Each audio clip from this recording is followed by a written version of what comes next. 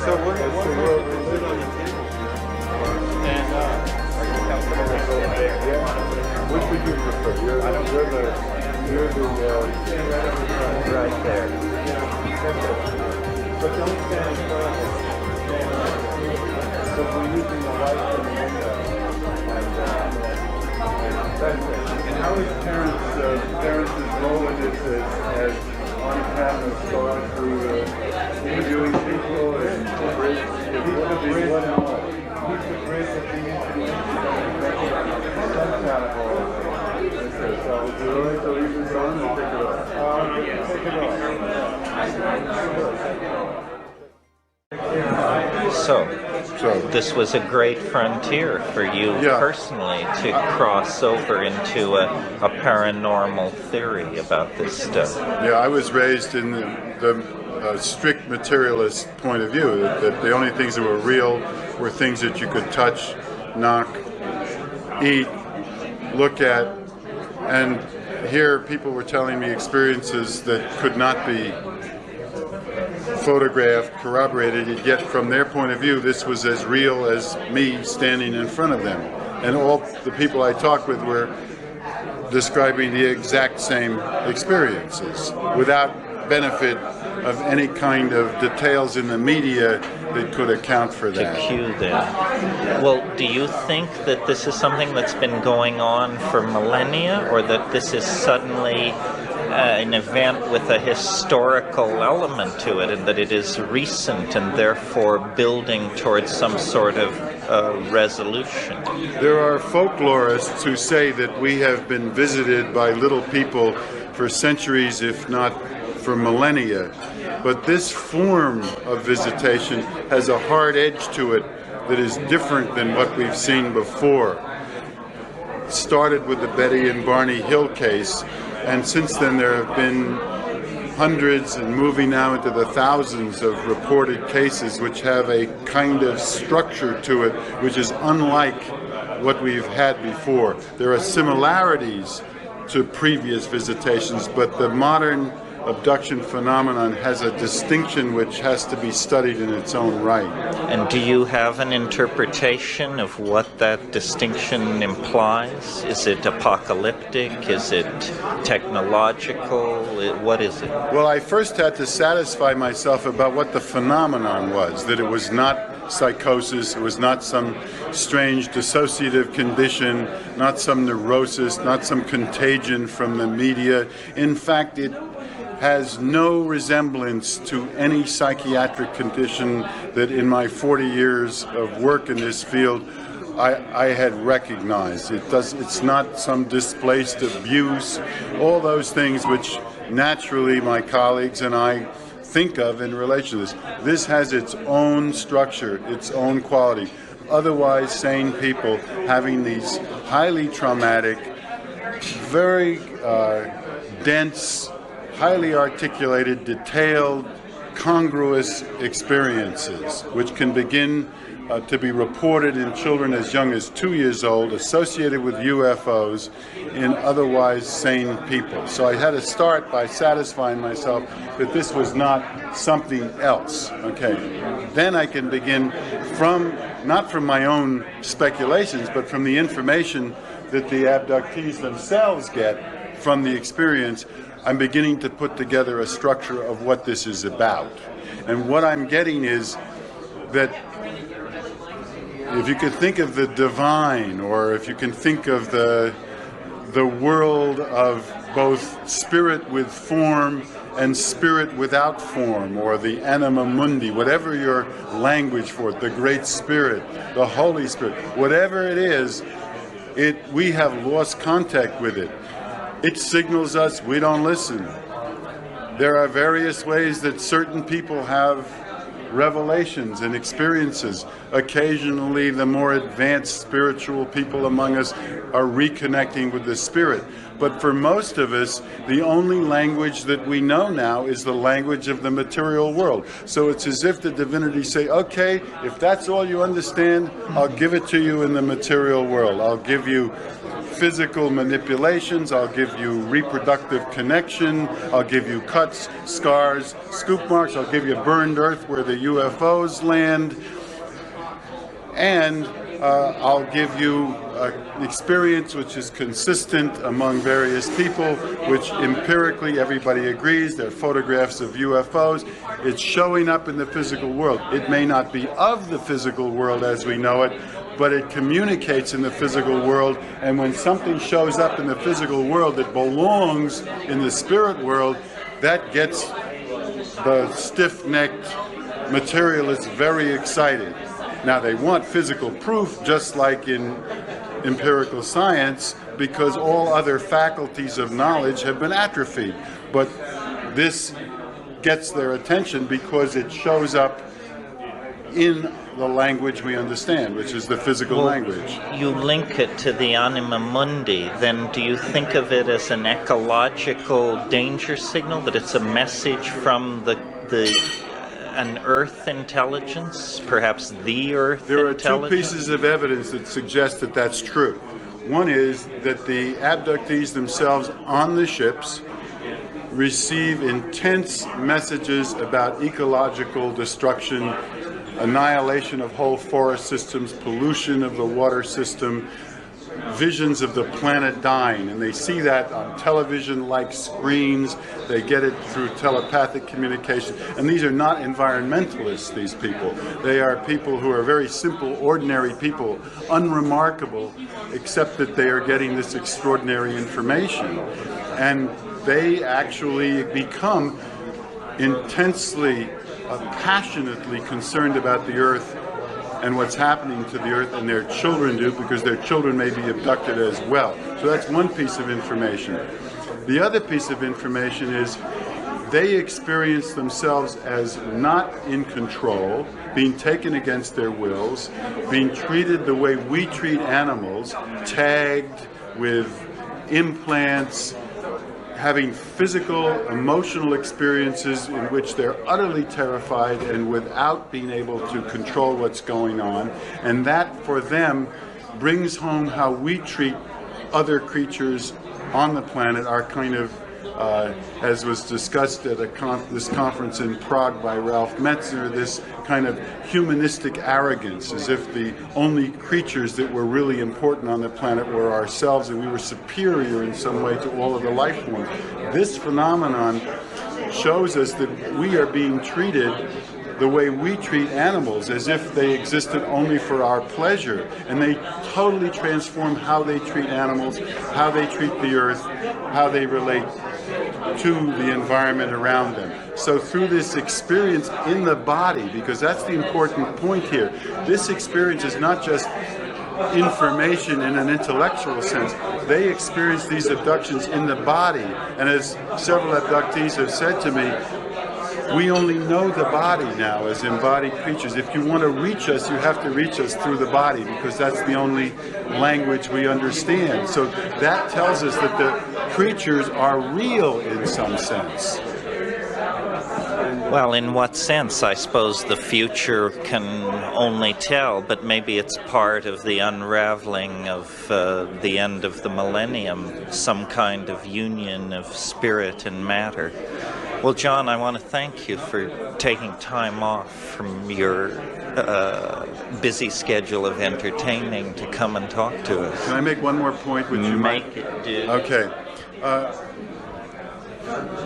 If you want to shatter the Western mental structures, the Western mind, so to speak, which is now permeating the whole earth in its materialist, dualistic philosophy, the way you do it is you take something that's supposed to be in the spirit world, because even in the West we can make allowance for the spirit world, and we can study it through mythology, through religion, through imagination, through poetry.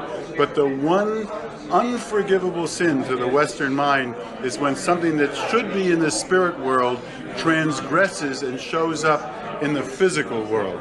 That traffic is the cardinal sin for the Western mind. So it has great power to shatter the belief structure of the Western mind when that occurs. And that's precisely what's occurring in this abduction phenomenon. Very good point. Thanks very much for talking with me. Good, good, good.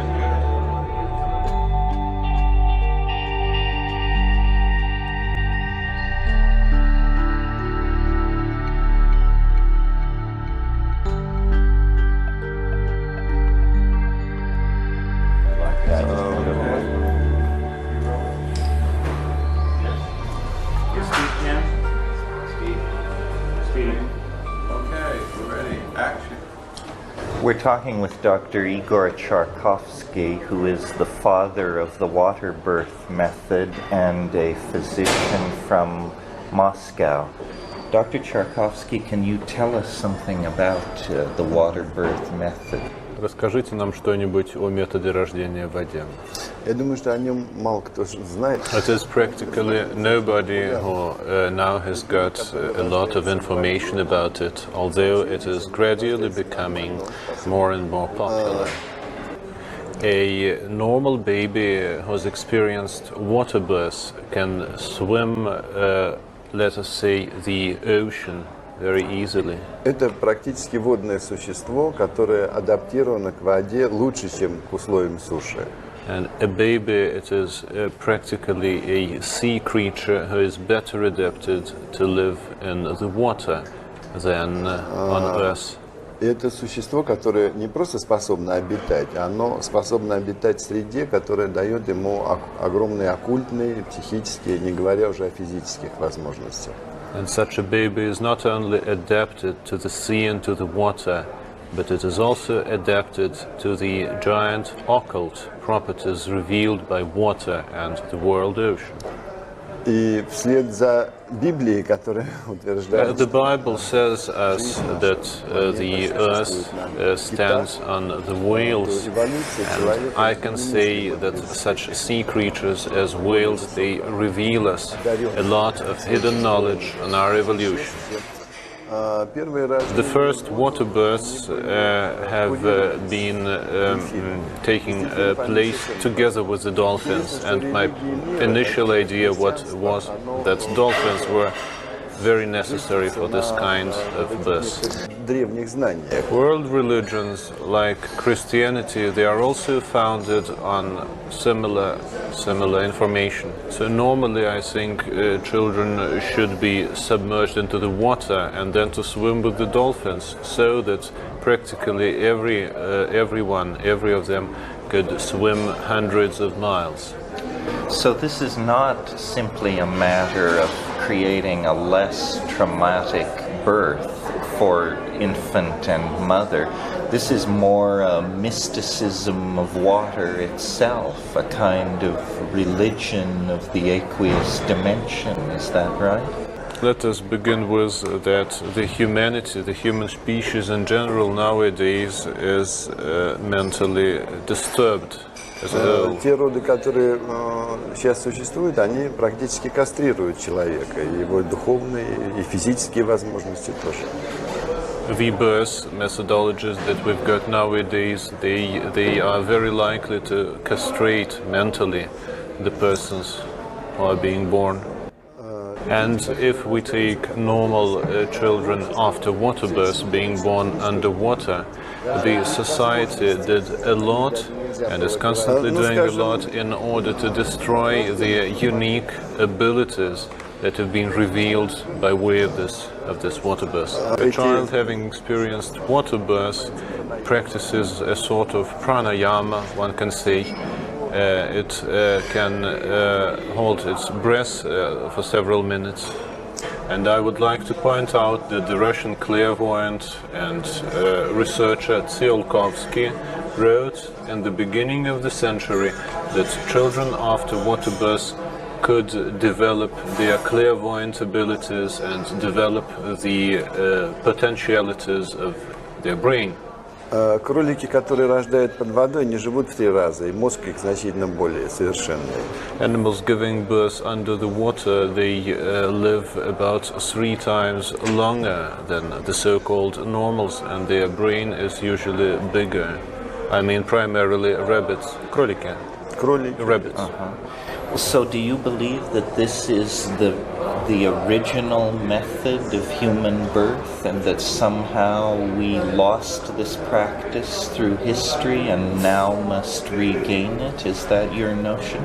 Undoubtedly, and the human species, like any other species existing now on the ground, on the earth, they've got a history that includes also their water existence. Our civilization constantly destroys the great abilities having been given to the children by nature. For instance, I can say that children of 4, 5, 6 months they can make mountain climbing, they can jump easily, for instance, from this particular table, and they can reveal various other incredible things. So obviously your method of birth is not widely used. Are you an optimistic person in terms of the human situation, or are you feeling pessimistic as we approach the next millennium? 20 years ago that Boris Ivanov predicted that by the second millennium it will be about 60% of American babies who will be delivered by means of water birth. Он оказался оптимистом. Я думаю, что американцы не успеют к этому времени так He перестроиться. proved to be optimist. I'm not sure that the Americans could proceed so speedily, so rapidly.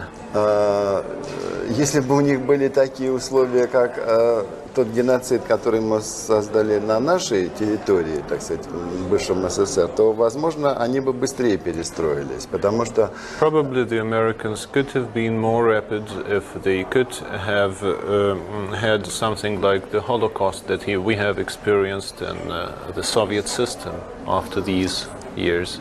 Now, there have been a lot of cases when mothers waiting babies, they were really irradiated 30 years before Chernobyl, for instance, in the Republic of Kazakhstan. So for many of them, this attempt of giving water birth was like an attempt to give a better future for their babies who were very probable to be already sick.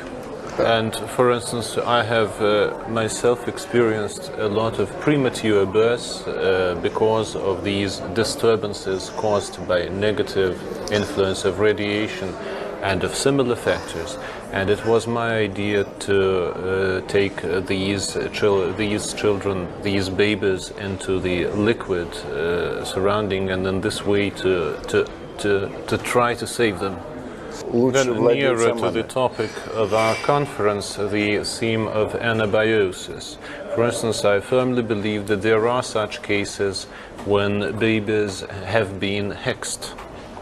And my impression is that one shouldn't supply energy for them in this state, but quite directly opposite. One should slow down the processes, their energetic balance, to take them out of this negative state in a slow way.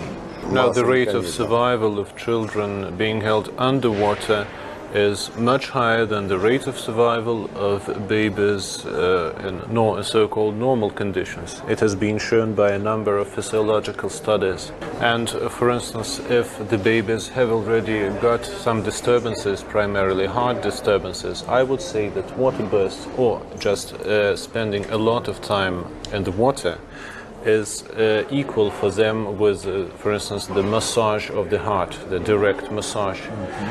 It is really producing incredible results, and I think that by means of contraction of veins and of arteries and of the corresponding changes in the blood, one can produce sort of another heart, of another physiological organ inside the body, created by means of new.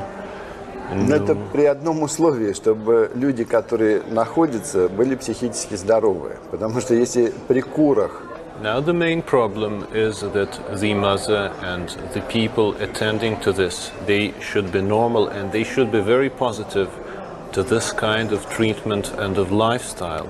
Because very frequently, for instance, if the hen is desperately worried about her child, the chicken can die because of this particular anguish.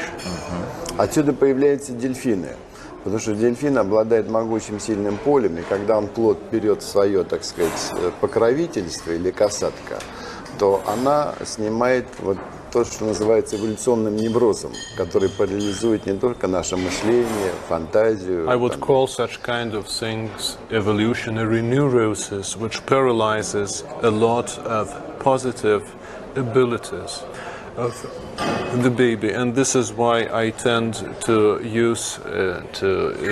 recur to the help of dolphins, who've got a wonderful energetic field.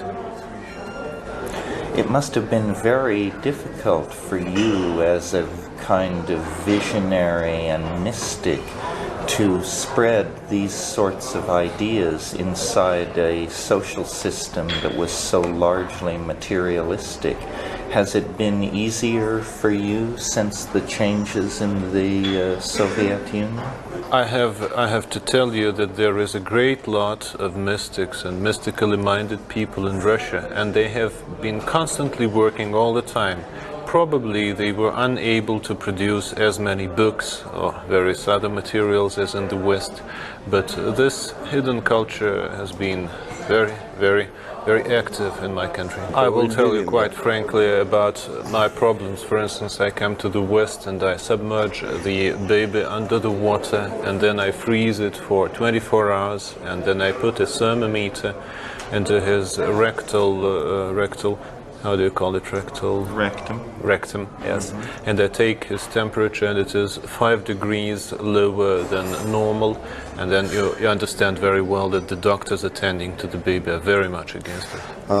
Значит, в год я привез во Францию парня, который может проплыть 100 километров. Я показал, они побоялись это зарегистрировать. For instance, I have brought a one-year-old baby to France, who could at that time swim about 60 miles, and they were, my impression is that they were simply afraid of the baby, and it is not registered anywhere. It's just... Японцы о родах в воде знают 30 лет. И там ни один, по-моему, еще никто не родил, я не слышал. For instance, the Japanese have got quite enough information during the last 30 years, but I don't know about a single case of water birth in Japan during this time. Шведы 15 лет издали книжку, ни одна шведка не родила в воде, родила из Ленинграда 2 ребенка, иммигрантка, наша, так сказать. Хотя у них эти книги продаются везде, так сказать. Вот вам оккультная подготовка. There is a special book written in Swedish and that you can buy everywhere, and there is a lot of information about water birth by the Swedes, and I know about only one case, and that was by a woman who emigrated to Sweden from Russia. So this is the occult life of the West, which is very well developed, but still there are problems. Теперь с Америкой такая же история. Now let's come to the United States. Американцы пишут о том, что вот они учат плавать. Ни один ребенок, младенец, не научен плавать, хотя система, так сказать, была опубликована, неоднократно заявлено, что младенцы могут проплывать километры. Не тоже барахтаться под водой. There is quite enough information being published and produced by mass media in the United States that children can swim several miles in a row, and there is a methodology of teaching them to swim. Ни одного младенца нет. Они даже не хотят его обучать никого. Ни на одного, на всю Америку. I don't know a single case in all the United States, a single baby who would have been taught this methodology. What kind of a world would we have if everyone had been born according to your methods? I wouldn't call it my methodology, it's just primarily an evolutionary methodology. One could say that a baby has already got hidden knowledge about the trauma that is waiting for him because of the gravitation during the birth, and so it doesn't develop the brain and its capacities. Поэтому, так сказать, эти программы закладываются, чтобы рожали все время ограниченных людей с ограниченным мозгом. So the program is that the babies should be born with smaller brain, smaller heads.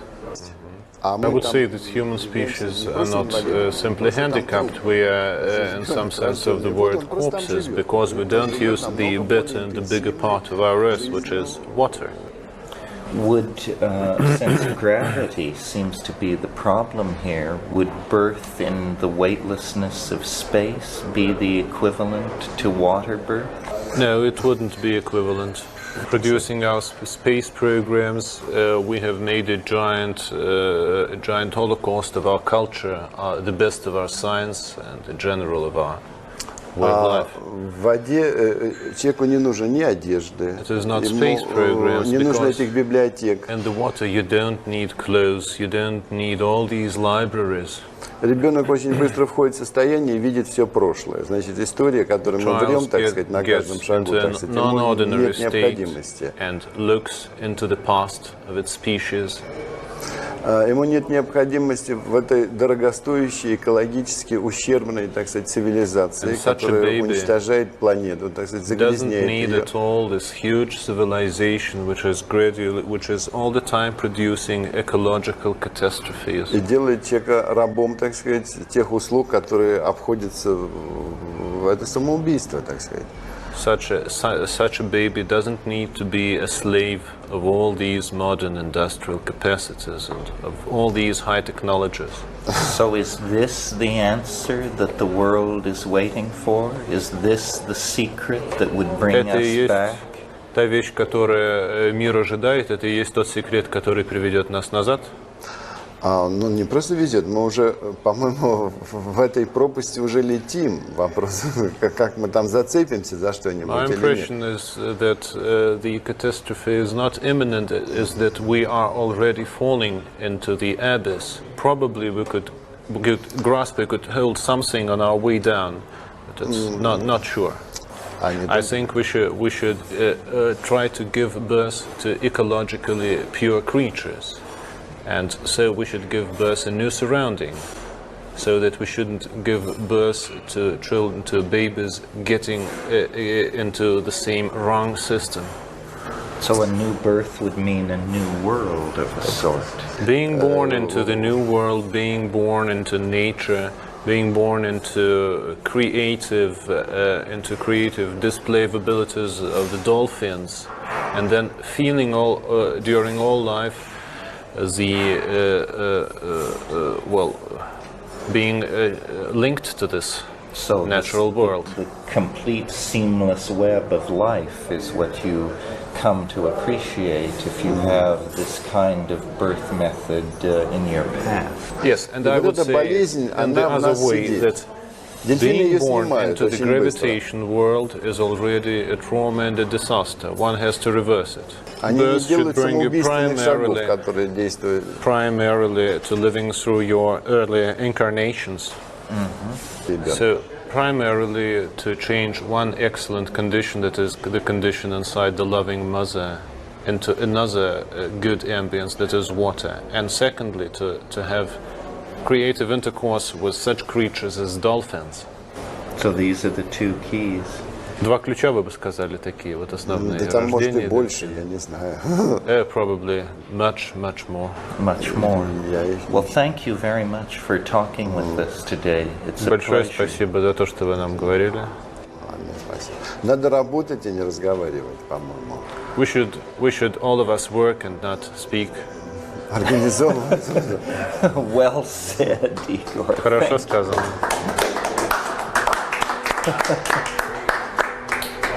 Cut. Thanks very much. Very interesting stuff. That was great. Really wonderful. Yeah, thank you. Do we have an answer to Dan Quayle?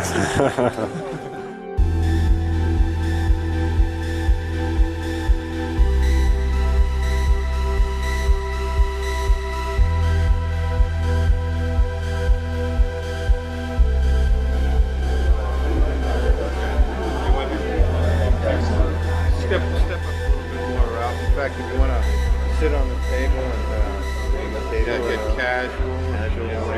Yeah. get those shoes. Yeah, let's do a pan up. They're Keeps harassing me about this. no, they're wonderful. they're great. I think they're I great. bought them right here. They're absolutely Local shoes. all They're correct. they're very comfortable. We rolling? Okay, let's do it. Is it speed? So I'm not supposed to look into the camera. Is that the deal? No, I think you can look into the camera. Basically ignore them, but look at them every once in a while. Well, so you've been hitting this conference pretty hard. Have you come across any stunning insights? Well, actually, I came here beginning of last week, because I was doing a workshop in Munich, and then I took the night train here, and I just spent about 3 or 4 days here before the conference, because I wanted to see the conference. So my main experience is actually the experience of Prague. I mean, the conference, if it wasn't in Prague, I probably wouldn't go to it, because the speakers I've all heard before, but I have not heard the Eastern Europeans. So I'm mostly interested in networking with the Eastern Europeans and really getting a sense of Prague, which is, to me, like a very impressive city. And then this whole political thing is happening where the country is dissolving its two parts in a relatively peaceful way. I think it's an incredibly dramatic thing that's happening. I mean, they're demonstrating how to do it. You know, unlike the Yugoslavs, their neighbors were demonstrating how not to do it. And some of the figures that Stan, I don't know if you heard his talk on the opening night when he was saying that Czechoslovakia has only lived without foreign rule for 25 years out of the last 300. I mean, that's an incredible statistic. Incredible. And to think that somehow they have managed, I mean, they've demonstrated in this whole century, you know, in such incredible political sensitivity and flair, really. For and survival. Humor. Yeah, humor Yes. and flair for survival. And I've been reading Václav Havel's talks, whom I feel very close to, and I was thinking about, and I visited this memorial for that student John Palak, you know, who incinerated himself in 1968, or 69, after the Russians clamped back down. Right. And basically the whole Prague Spring was killed, squelched, and you know, the lid came back on after this 2 or 3 year period of gradual thawing and gradual opening up and people breathing free for the first time for 20 years. And then whammo, and then this to me struck me as a gesture of like it was really like devotional self-sacrifice to an ideal. It was like what the ancient Celtic and Germanic people used to do. In terms of, and in a similar circumstances, like when they felt that they were like being invaded or conquered or beaten up or oppressed, and they felt that somehow their gods were against them, and so they would do a voluntary self-sacrifice, you know, and this guy did that, you know? And Havel keeps talking about that. He keeps talking about, I don't have a right to ask anybody else to lay down their life or do any kind of a commitment, but that to me is a very live issue. Like, what commitment am I willing to make? You know, am I willing to lay down my life? Am I willing to go to jail for what I believe in? I can't ever ask it for somebody else. So here's a person who's really thinking the kinds of ethical questions that people never think about. Never. You know, and I was impressed by the fact that back in 1985 he was already talking about anthropocentrism, and which is the whole key to what I'm talking about these days, this kind of humanist superiority complex.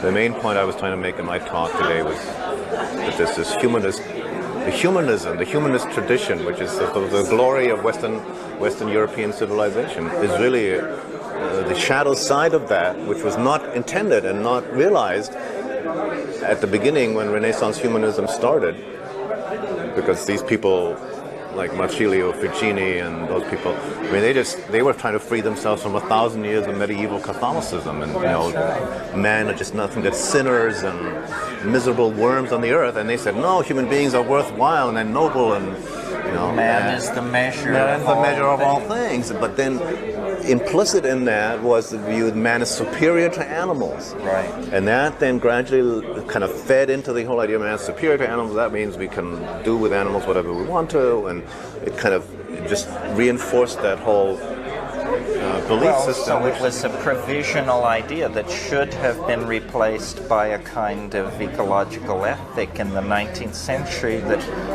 they shouldn't have taken. They took come to be. Yeah, they took it too far, I think. See, the basic idea, yes, man is worthwhile, is true, but they didn't. Man's worth shouldn't be dependent on the lower worth of somebody else, so like the other species. The hierarchy of Yes, right. Right.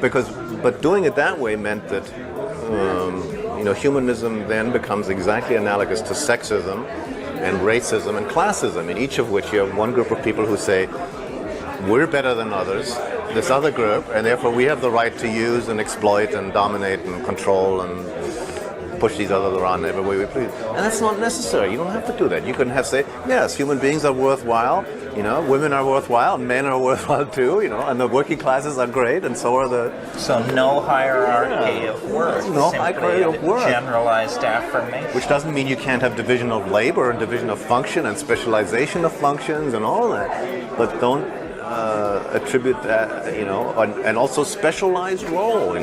Yes, human beings have a special role on the planet, but then so do whales, and so do trees, and so do coral reefs, and invertebrate marine animals. Well, so would you say that probably what we're trying to do is define our special role, and that it's not industrial manufacture of everything, but more like gardener caretaker? Gardener caretaking, and I think true science. I think this. See, I go back to the biblical thing, because in the Bible there are actually two sets of instructions from God to man. One of them is, you shall subdue the earth and have dominion and do all that whole thing. And that was been interpreted as domination. And but there's another set of instructions in the Yahwist Bible. See, that's the priestly version.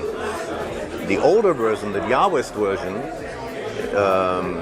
which is not the 6 days of creation. It's God created man directly out of the clay, breathed life into him, and then created the animals and made the garden.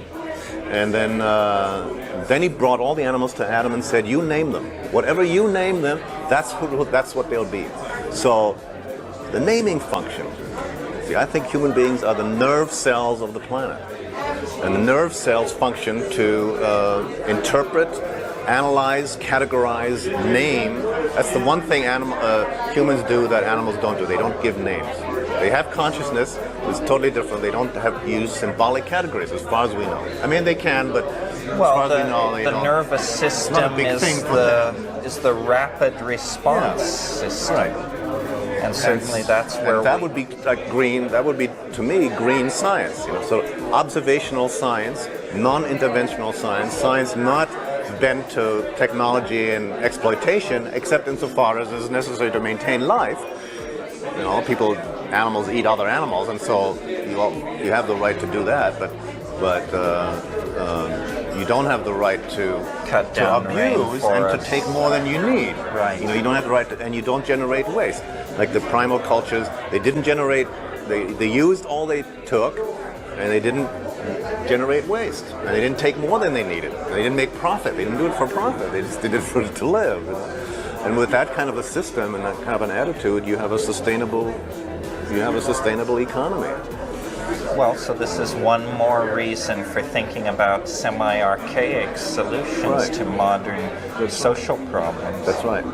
Abandoning science seems to be abandoning consumerism, capitalism. I don't think it means abandoning science. I don't even think it means abandoning technology. I think it means redirecting technology. No, I agree. It's consumerism that has to be. Right. Consumerism is like a collective addiction. More and more goods from more and more people. That's basically the slogan. At greater and greater cost, profit. and cost to the sum total of everything. Profit-driven, it's not really need-driven. I hear you. I think Riane Eisler, that was the key thing in her book, was that the level of culture does not equate to the level of technology. The technology can be sophisticated as all get out, and the culture is primitive, and that's what we have. Versus, you take the Australian Aboriginals or the Minoan Cretans, their level of culture, technology was much lower than ours, but the level of culture was Much higher. far superior. I mean, Right. No, well, incomparably, including things like education, levels of, no poverty, no unemployment, no crime, and all these kind of things. So, then technology needs to be redirected away from the military towards restoration and preservation and restoration of the environment. There's more than enough challenges there to keep all the Star Wars guys and Everybody busy else for the next employed millennium forever. for crying out loud. Yeah, I agree. Well, So Ralph, I'm having a good time. good. I'm glad you're having a good time. That's a good rave. You'll see yourself in lights at a theater near you Yes, someday soon. Yes, no So doubt. thanks for dropping by Sure. the Animal House. Good luck in your project. Yeah. Techno. Take this thing out of my belly button here.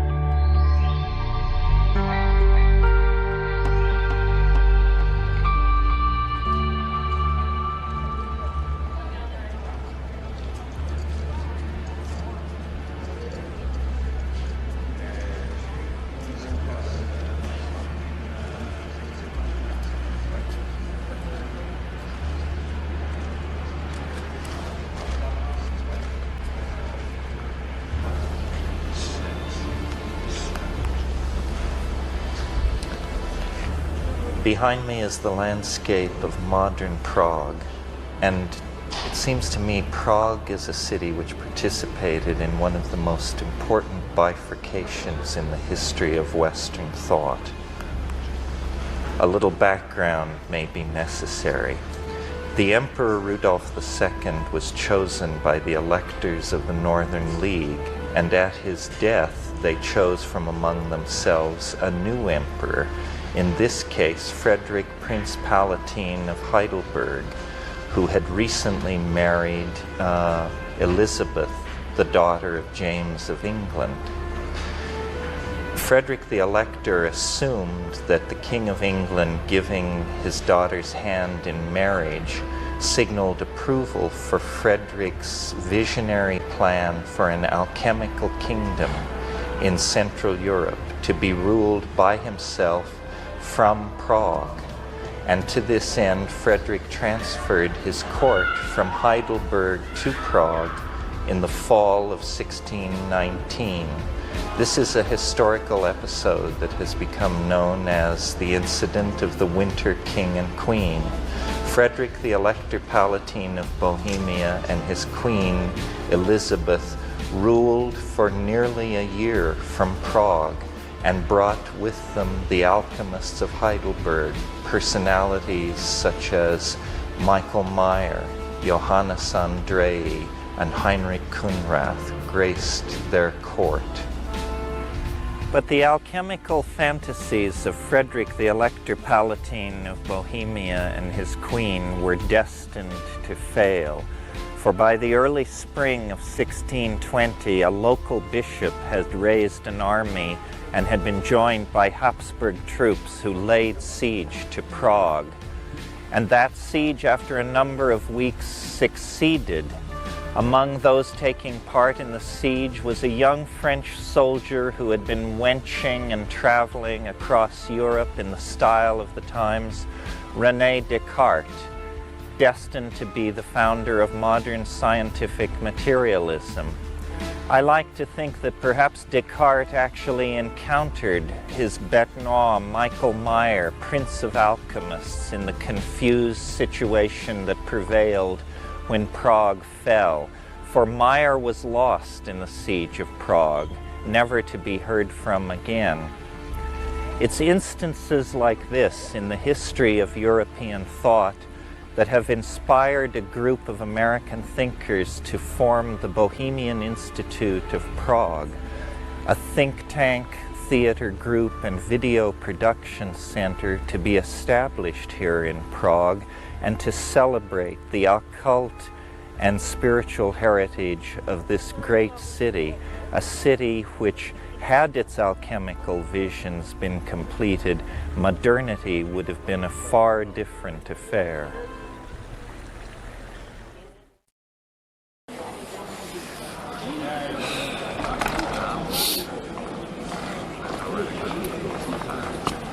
Terence. Mickey.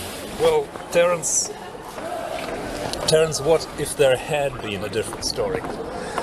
What if, in the duel between Michael Meyer and René Descartes that you've envisaged, it's not Meyer who dies, but Meyer who blows a near-fatal hit to Descartes.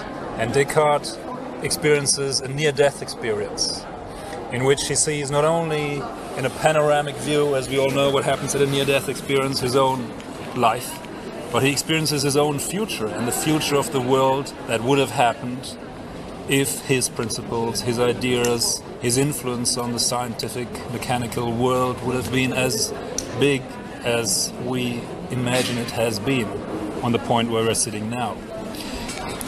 Are you saying we're trapped inside René Descartes' near-death experience, Mickey? You're dead right, in the near-death experience. All these characters, myself and you included, we are just actors inside Descartes' brain. And as we all know, near-death experiences show in near-death experiences a lot of tryptamine shows up in the brain. So I believe we are just part of a tryptamine near-death trip of René Descartes in the year 1620. Now, there is of course an itch to it. Yes. How do you on, feel? maestro. Right. Okay, now at a certain point, maybe through the ingestion of tryptamine compounds in our brains, we become aware of the fact that this is not reality, but this is the interior design of Descartes' near-death experience. So we may become aware of this.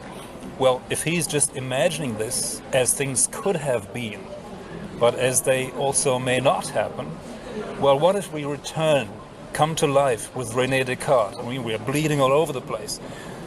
Michael Meyer is kind enough to nurture Descartes back to health.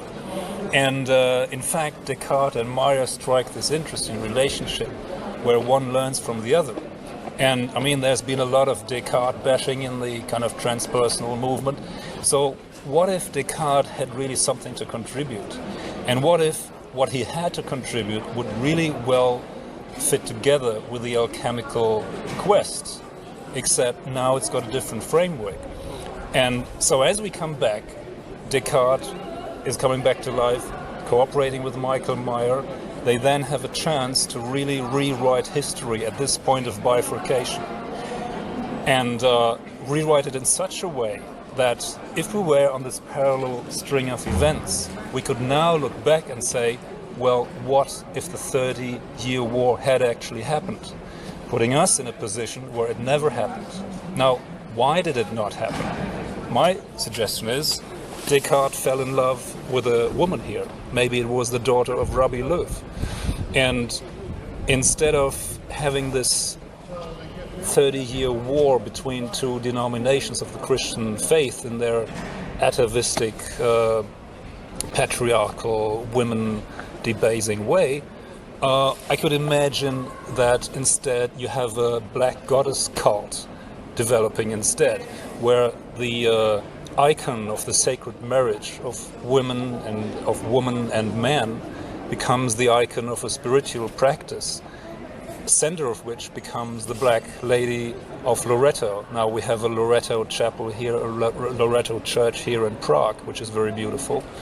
And so we could imagine the string of history as it departs from the way we thought we know it, where the papacy becomes more and more cultish and insignificant, and the Pope just sort of a rambling guru who's walking down the streets of Rome, whereas the spiritual power shifts to this female black goddess worship, maybe with a female Pope, right here in Prague.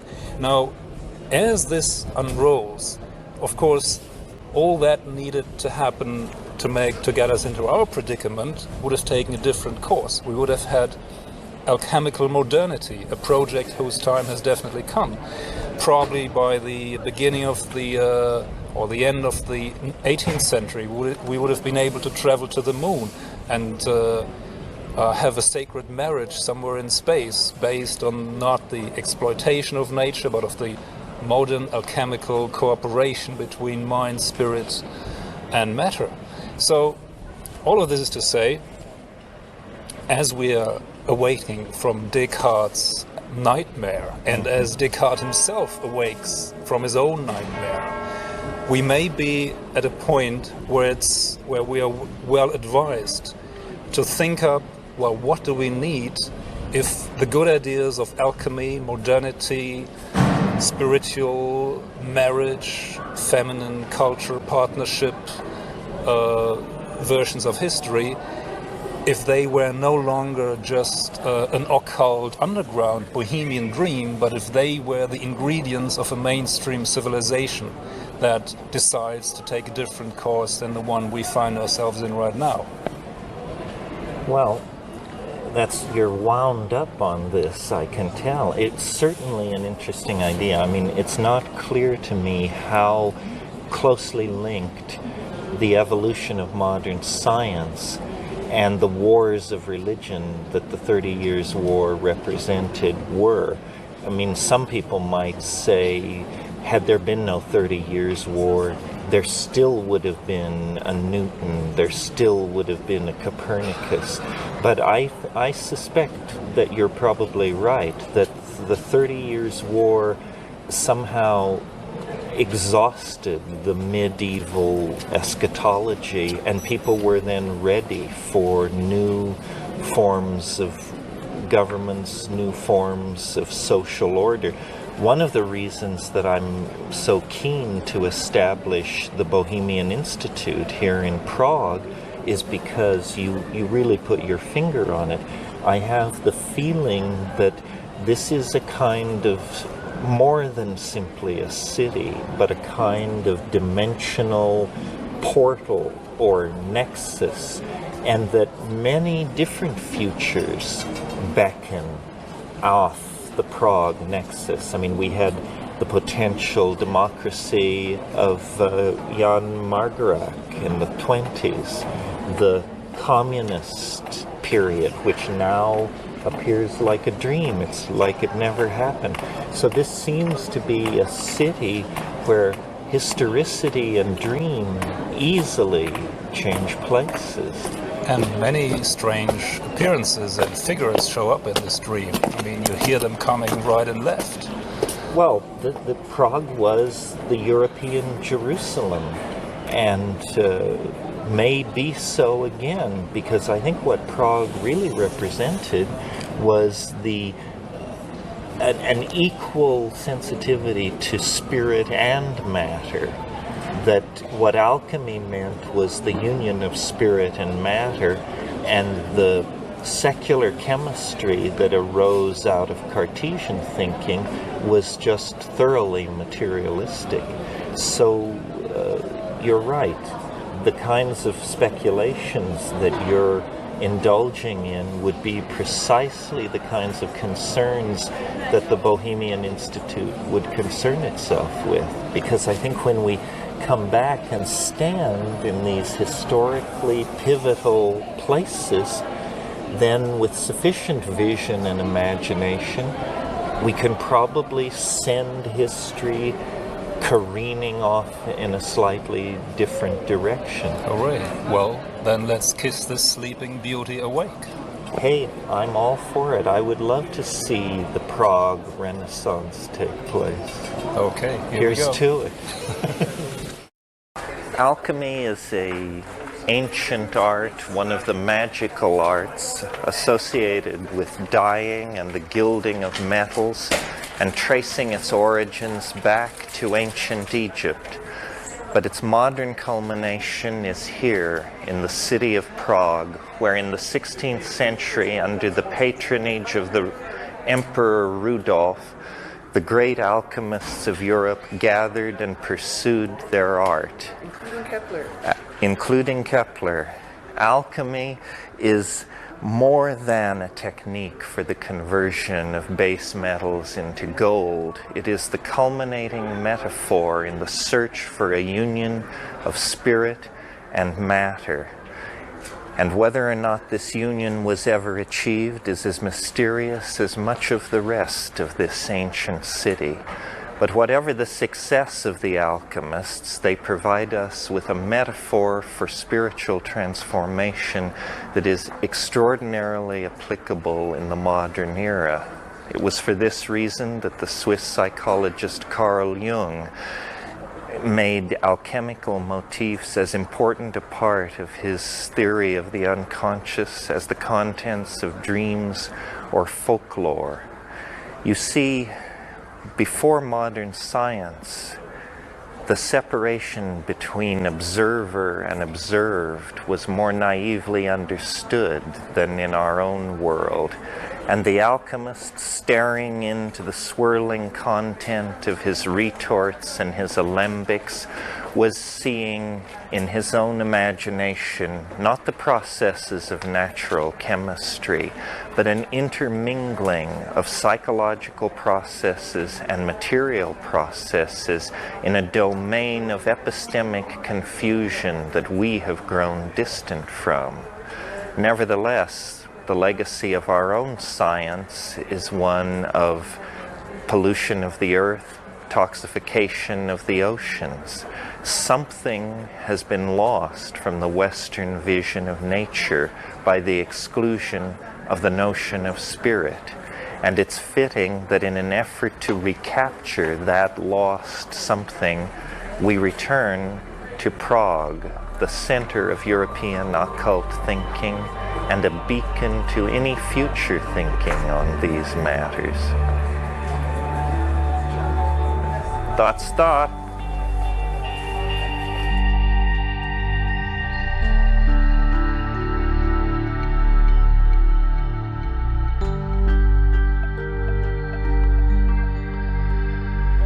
You've mentioned this concept, the ecological imagination. Yes. So obviously this is sort of the distillate for you of Yes. some of your thinking. Yes. So say something about it. What is it exactly? Well, it's an imagination where the image itself has many different realities constellated within it. It isn't an image that you're trying to impose on the world. It's an image that's received after you've remained quiet and you're willing to pay attention to the miracle of creation as it is. Now, that miracle may take the form of despair and alienation as it has over the last 60 years, but you pay attention to it. You know, we live in a monocultural society where you plant wheat in one field and you spray down on either side so you get one crop, and the soil, which comes from the same root as the word soul, suffers as a result. You know, in the eastern Palouse of Washington State, they've lost 25 to 50 feet of topsoil, you know, through intensive mining, almost mining agriculture. You know, here we are in the botanic gardens in Prague, where plants have been brought from all over the world. In some ways, it's a wish by humanity to recreate the beauty and imagination of the rainforest, or of an ecology that where things fit together exquisitely. Mm-hmm. And we have this inside us. We have this patterning, this understanding that the world fits together absolutely exquisitely, and we have a possibility of fitting together too. So the poet remains silent, looks out at the world, receives all the images that comes in, and tries to say the one word that represents the whole ecology of everything that is received, and hopefully will give birth to that world in the word, in the line. This suggests somehow that the word is made flesh, or in your metaphor, the flesh is made word. Yes, or the word is made ecology. The word is made ecology. Well, so this is an aesthetic of nature, almost Emersonian in its scope. This is a far cry from futurism or the glorification of the technological that a lot of 20th century poetics has been about. Yes. Do you see yourself as a part of a conservative impulse in poetry, or a reforming impulse? How does that work? No, I don't see it as being conservative. It may be looked at that way from the areas of art which, say, Andy Warhol inhabited, where the whole emphasis was on the latest wave that was breaking on the shore. Fashion. Yes, fashion, and the whole sea that was behind each wave as it came upon the shore was ignored. And so I think what there is now is a resting back, a swimming out, a diving down into that sea to re-establish our eldership. I think much of what's happening in the 20th century is a re-establishment of eldership. I mean, here we are in Prague. Prague has been asleep, almost like Rip Van Winkle for the last 40 years. Anyway, 40 years, Yes. possibly longer. And it's awaking again. It's awaking, and there's so much awaking in the world today.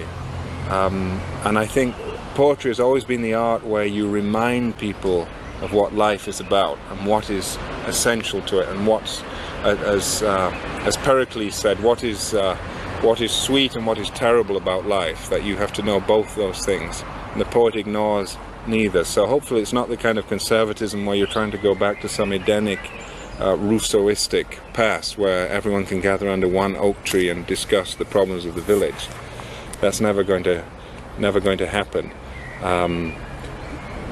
But the poet he does not hide, or she does not hide, the beauty of life, and does not hide the alienation. You know, this century we've had tremendous emphasis on looking into the cracked mirror of alienation and saying, look at where we are. I mean, Eliot's The Wasteland was all about that. But there's another side to it too. You can only do that for so long, otherwise you have no more impetus to go on. That there has to be, here, let's go up here. Yeah. There has to be some kind of healing. There can only be so much of this existential angst and well, you see, Sartre, he came up to a tree, you said, and he put his finger on the tree and he said, life is absurd because I cannot understand that tree, I cannot get my soul into that tree. Well, the Zen patriarchs have been talking about this for 1500 years. And you weren't supposed to get your consciousness into the tree. You were supposed to pay such tremendous attention to the tree that it came to find you. yes, Sartre yeah. said nature is mute, which Yeah. is to me one of the most amazing statements any 20th century philosopher has made in terms of defining alienation. I think that would have to be it. Well, I don't think the French have been very successful with their philosophers over the last 350 years. If I was to make a prejudiced statement. They're welded to materialism. Well, so at this conference, there's been a lot of talk about hope. Where do the poets come down? Are you singing a funeral dirge for a world passing away, or is this the bright birth of the new young prince?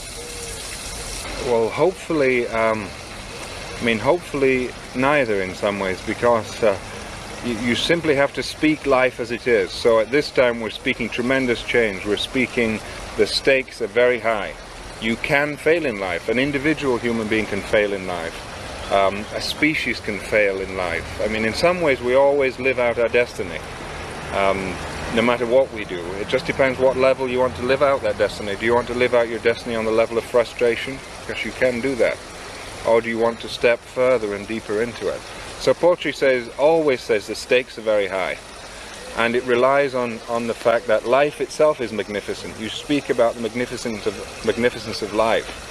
Not in a Pollyannish sense, or in a sense in which you're going to ignore all the difficulties and terrible beauties of life, but in the sense that it's magnificent because you can fail at it, and we as a species can fail. So the hope of the poet is that you can speak to the magnificence of life such that people will be reminded that life is magnificent and you can fail at it, and the stakes are very, very high, the stakes of your life. So that's almost a bardic manifesto. Well, do you feel moved to speak some poetry? We'll move from talking about poetry to speaking poetry. Yes, well, we spoke about the tree earlier and having the world come and find you, and I'm reminded of a very simple poem, but this is a very powerful poem for me. It's a a teaching story actually out of the Northwest Indian tradition, where the story is there to tell a young boy or girl what to do when they're lost in the forest, or to answer the question. You know, when the young boy or girl asks the question, "What do I do when I'm lost in the forest?" the elder tells this story. It's been rendered into marvelous modern English by David Wagoner, who has the chair of poetry at the University of Washington in the Northwest United States. And it's a very simple poem called "Lost." And here it says, "Take the burden off your shoulders," basically, this story. And he says, the young boy or girl says to the elder, "What do I do when I'm lost in the forest?" And the elder says, "Stand still. The trees ahead and bushes beside you are not lost." Stand still. The trees ahead and bushes beside you are not lost. Wherever you are, it's called here. And you must treat it as a powerful stranger, must ask permission to know it and be known. Listen, listen. The forest breathes. It whispers, "I have made this place around you. If you leave it, you may come back again saying, here." Saying here. If you leave it, you may come back again saying, here. No two trees are the same to raven.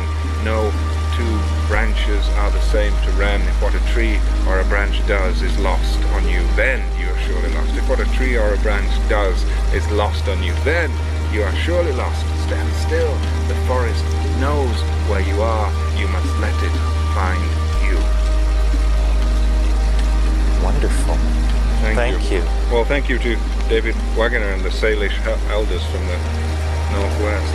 Well, you give it life. But you know, the Zen patriarchs used to say that if you go out and confirm the 10,000 things, this is delusion. If the 10,000 things come and confirm you, this is enlightenment. Now, I wish one had been around to mention this to Sartre.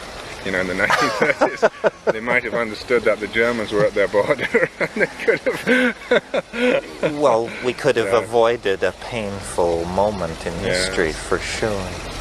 Well, thank you for coming and talking to us. We've been talking with David White, poet, shaman, philosopher. Thanks very much, Thank David. you. Wonderful to be here in Prague with you. Well, it's nice to have a chance to talk to you again. You did that very well.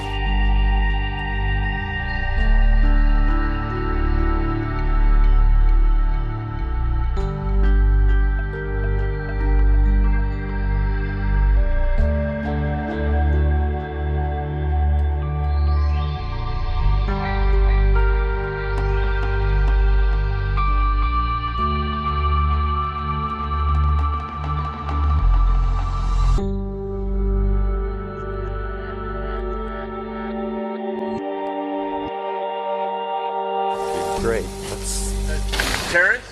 Terence, can I get you to stay there just for a sec where you were with David? They want us back right here. Don't talk and just give me 10 seconds or 20 seconds of Okay, don't talk. It's Ambiance. It's an easy assignment.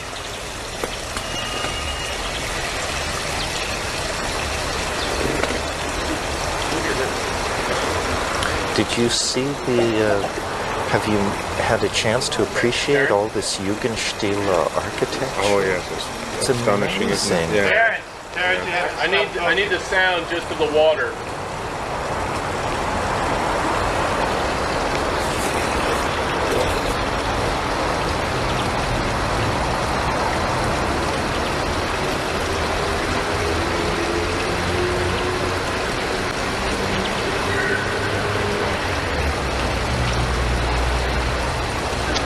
Okay, you're free to talk.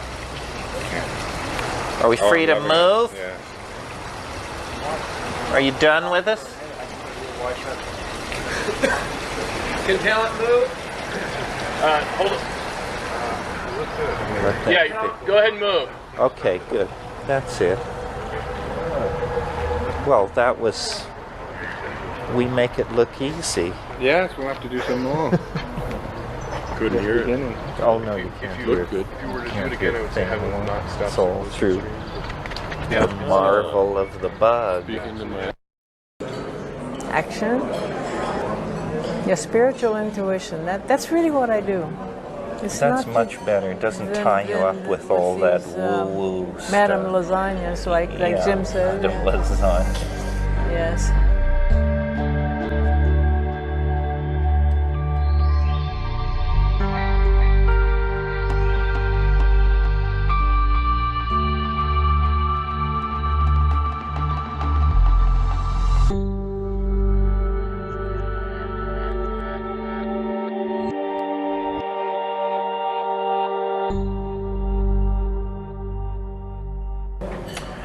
I'm having coffee with Anne Armstrong, an old friend of mine from excellent days. Anne is a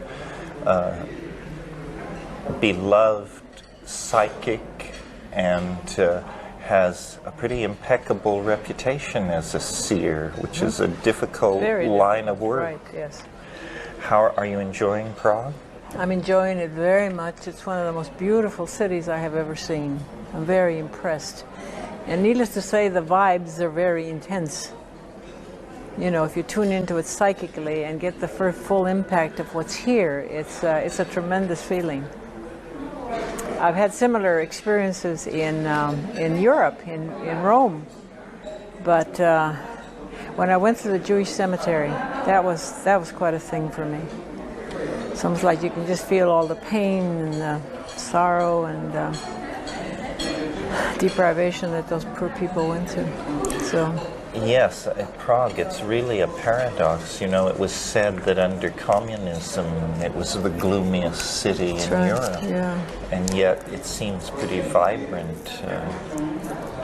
Do you have a notion of how this situation is moving here? Or what sort of a future do you envision for the Czechs? Well, I feel especially Prague is like an open door, a gateway that I feel is allowing people to finally express, you know, their deep feelings, how they felt, without feeling, you know, being censored in any way. So I have, you know, it's just like all of a sudden a whole other part of their life is coming into perspective, and certainly I feel the sense of spirituality here. To everyone that you talk to, everybody's interested. You can't communicate fluently, but you certainly feel from them that they're hungry for this, and that it's certainly a rare opportunity for them. Well, when you look into the past of Czechoslovakia, certainly it's been a long, hard road to hoe. Right. Can you look toward the future and see any difference, or is it the same story again? I think there will remain an underlying sameness because we're used to certain ways of being. But I also feel that the more the more adventuresome individuals, the more knowing, you know, like sense of deep knowing individuals will begin to see everything very differently. And I look for them to become the leaders for the rest of the people. Like to say, you experience it this way, but I'm experiencing it this way, and let's go from there. So I do feel very hopeful, and I'm aware how beautiful these people are. I just get weepy when I look at that.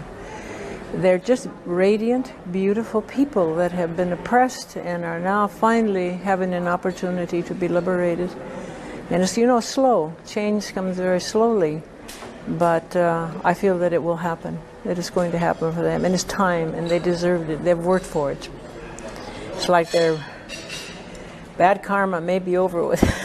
It feels like it may be over. Yeah. At least for the Bohemian part of Czechoslovakia. That's right. I'm loath to ask this, but perverse curiosity overcomes me. What about our own sad union? Well, this is one of the things that anytime I go into a deep space, I take a look at. And even though we see like hopeful rays of light, you know, in our part of the world, I'm also seeing the other side. And since on occasion I'm able to tune into a much deeper level, like a more esoteric level of seeing, I'm aware that we have a certain time frame, and the time is kind of running out, so that unless there is a big switch, you know, to owning our power and our spirituality and our light, that we're on the brink of disaster. And this really concerns me a lot. I know just the earthquake activity in California has been something, and I look for more. So you're not talking about political or economic disaster. No. You're talking about something more an act of God, almost. That's right. Because it seems that what brings people together is when we have disasters, when we have a need, to support each other. And I would hate to see it come to that, to that place where we actually have a tremendous disaster, illness, or for instance, like AIDS becomes even more prevalent, where we will have to band together. And well, some people feel that the undoing of the Soviet Union can really be traced to the Chernobyl meltdown. I think it can. Everything has a result. Well, now, didn't someone here at this conference, this seems to me like a recurring theme. It's the idea that things are going to get worse before they get better, because there needs to be some kind of shock of awakening. That's what I feel, is that somehow, as long as we're comfortable, we're very complacent, but when all of a sudden our life is threatened, and just our general environment is threatened, then we rise up in arms, we become very activated. And I'm just hoping that somehow we won't have to come to that point before we will all see, we will all see the same picture together and do something about it. And I'm always asking myself, what can you do about it? And so Jim and I, of course, spread the word. Under the guise of teaching people to be intuitive, we slip a lot of the spiritual teaching into it, in the sense of individual responsibility. But ultimately, I think that what needs to happen, I think one of the speakers mentioned this, was that somehow we do have that essence within us, that power within us, that I feel is equivalent to the atom bomb. I feel that the atom bomb was simply an externalization of, what we have inside of us, and that what we have inside of us is greater, and that if we can have awareness of that part of the self and use it, project it out there, create more light, perhaps we will invite some friendlier forces. So really, it seems like what you're saying is intuition is simply an opening to what is already there. What is already there, and this is the reason that we do stress our intuition workshops, is because it's like it gives you a lens to look through. It's a way of getting into a deeper, larger part of yourself, but you can also use it, for exploring other dimensions of consciousness, personally. Not just read about it, but personally. And this is what is fascinating. Do you think that, it's clear we're all motivated to try and do something to try and make the world better, right. But what I worry about is there enough urgency? I don't think there is yet. So unfortunately, I don't think there is. We're still half asleep. Yes, and I feel that one of these days Mother Nature may get very impatient, shake her back, and we'll get it. And perhaps we need it. Perhaps we have to be, done that too. We have to be done too before we wake up and say, okay, what's important in my life? Because I feel so many people have lost sense of personal responsibility, having fun, all the outer things are what are so important, rather than the true meaning for their life, and that is their life script, and to find out who they are and how they can get there and how they can contribute. So people have been distracted by the surface. Yes, very much so. Yeah. And that really concerns me, but I say I don't know what more we can do about it, except do what you can on an individual basis. But we are in a crisis. Well, with the collapse of communism, now there are no competing value systems other than the work, spend, stuff, fun approach to things. I mean, whatever one thinks of communism, a lot of traditional culture was preserved in a kind of economic deep freeze. I mean, I'm sure Czechoslovakia is headed toward more comfort, more consumer electronics, but are they headed toward happiness? Well, that's what I've been looking at, all of these new things, these new choices that they have, and all of a sudden you're free and you can buy and you can imitate the United States, and that's a concern, you know, because some of the values that I find here are very deep and ancient, and I feel have a tremendous amount of create stability in a society, and they may be taken away, and that is a concern. Sold out for something different, right? Yes, well, in a way, these people are no different from rainforest Indians or Tibetans or whatever of cultural worth they have. We will package and export, and everything else will be devalued. That's what happens. I would like to say a little bit about intuition. Please.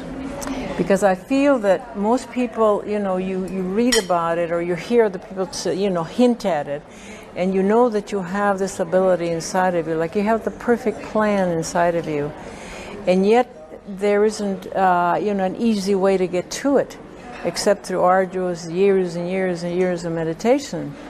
So what we try to do is to do it in a more playful way, to literally trick people into finding out that, hey, they can really see, they can really know without ever having the other person say anything.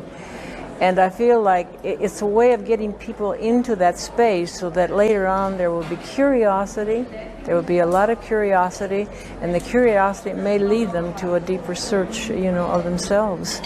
And that's our gig.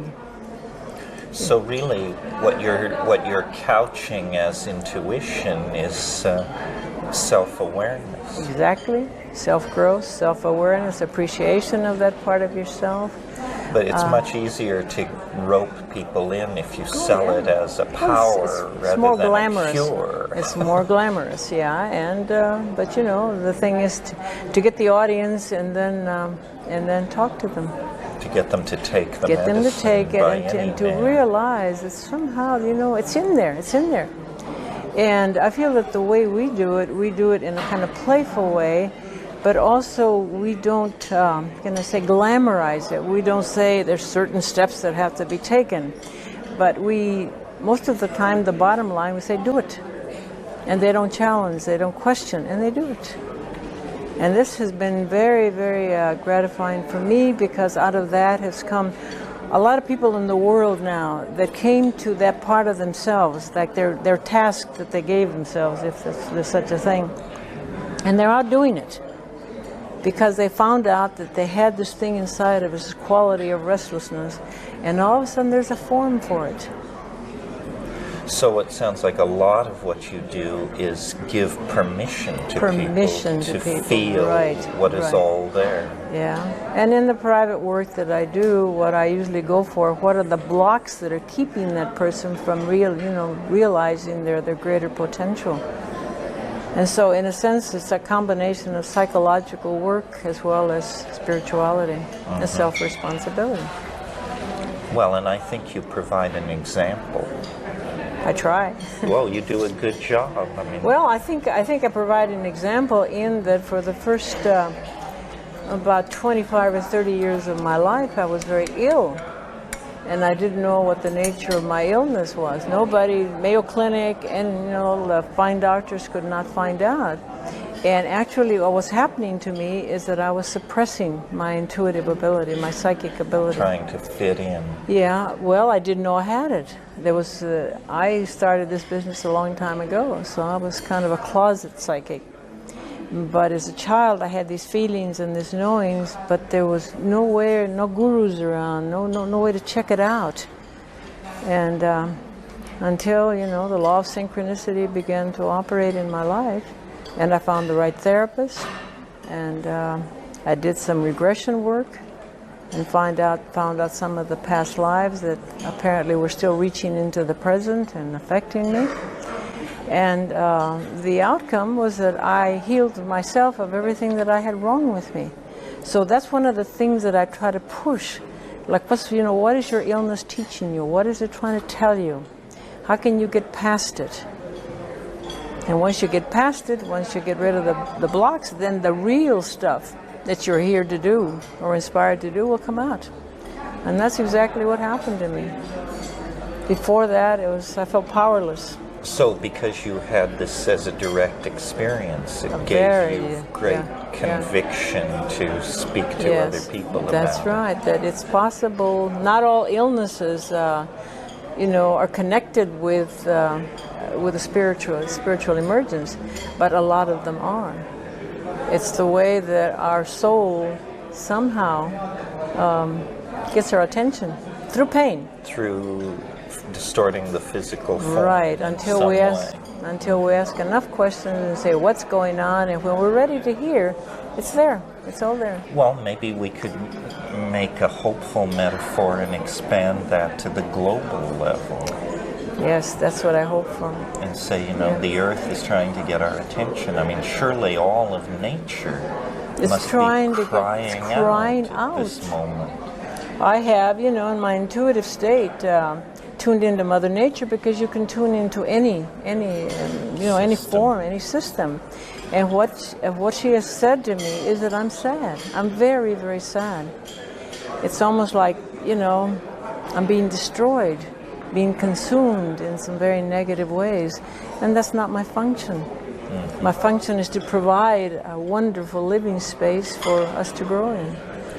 So generally, are you hopeful about human fate, or do you I have a lot of faith in individuals. I really do, because I feel that once we wake up, we're movers and we do things. So I think the trick is, how do you wake more people up all at once?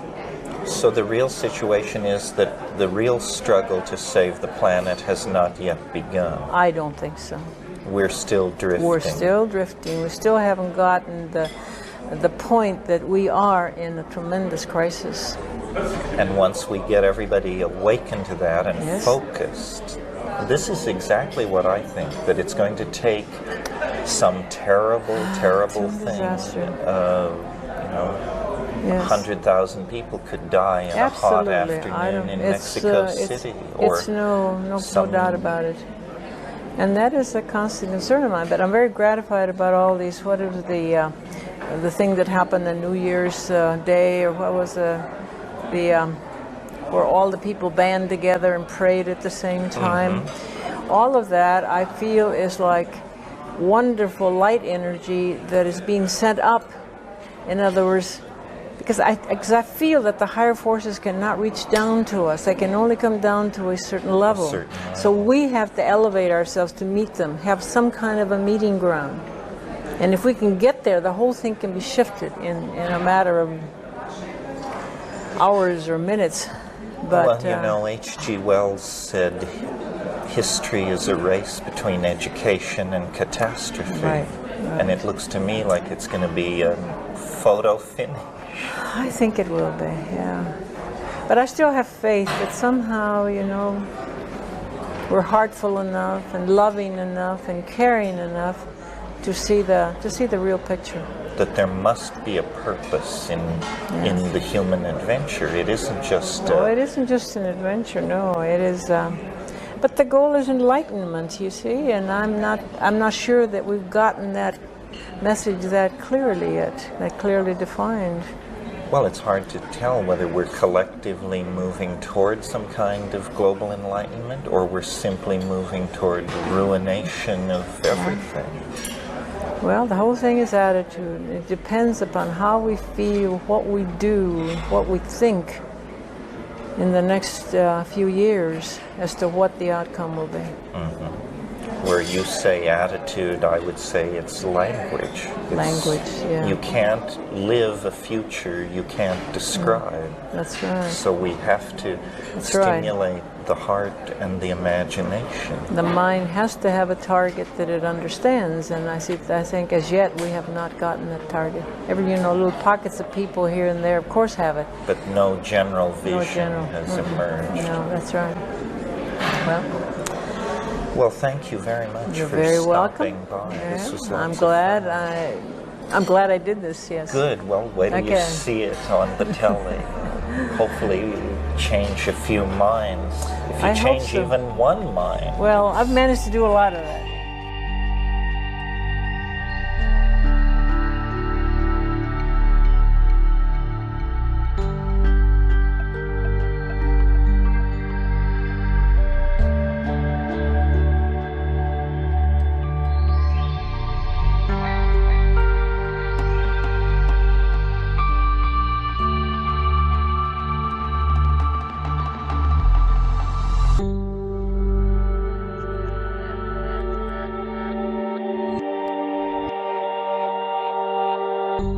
Thanks Good, very dear. much. You're Ann. welcome. Now I can. Oh, yeah, yes. they have to I'm always running off with. fix the plumbing.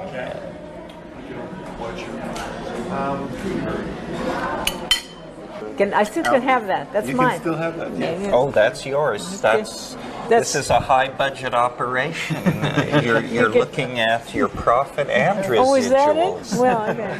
It tasted it's the best food I've had since I got here. Well, I don't know. Here's Prague. Here it is. I mean, this is the city of the alchemists. This is old Bohemia on the brink of the third millennium.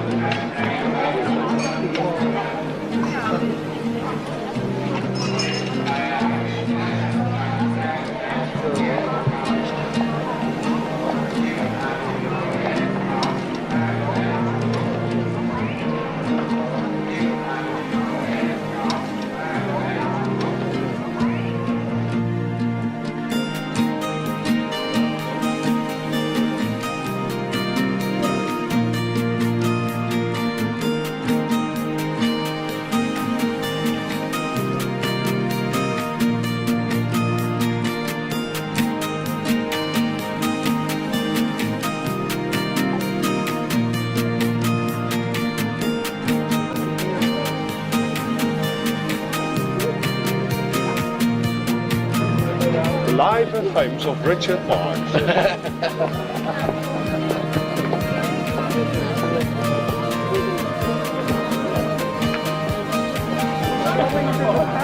Strolling through the park.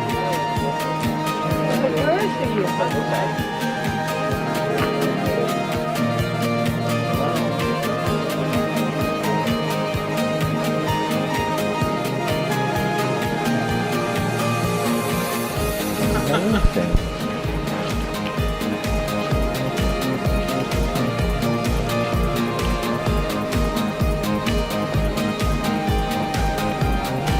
All of these places.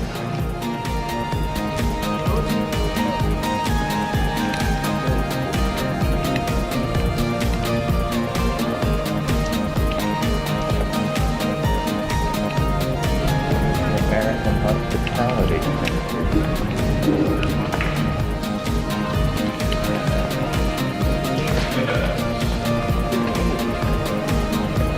Two guys, that's great, in front of that door.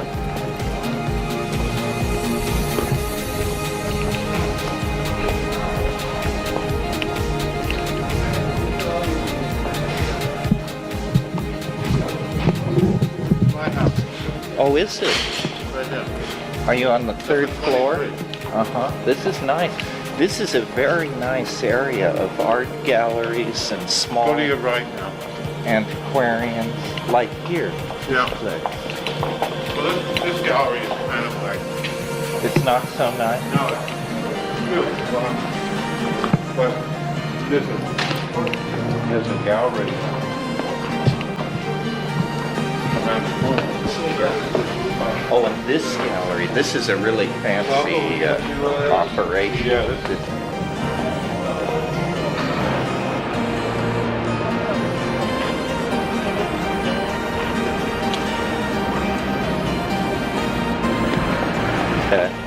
Ensemble tower here as you approach the old city wall.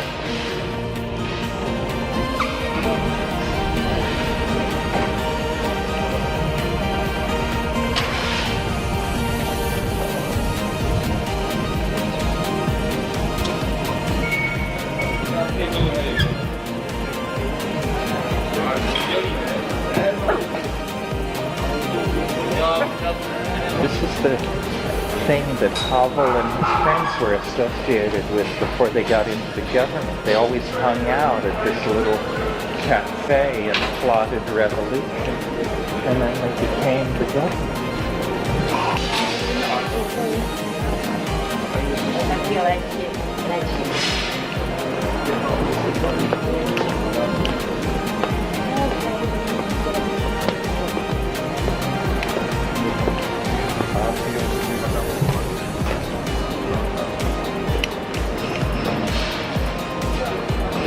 Quite a building here as you enter into the bridge. There's the house. Das wäre doch was für den Jürgen, der Waldläufer. This is a good bookstore.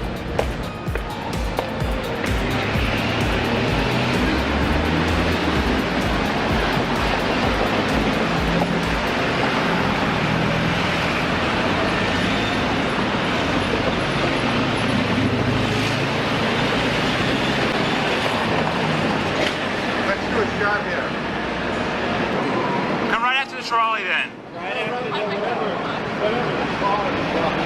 Jack, keep moving.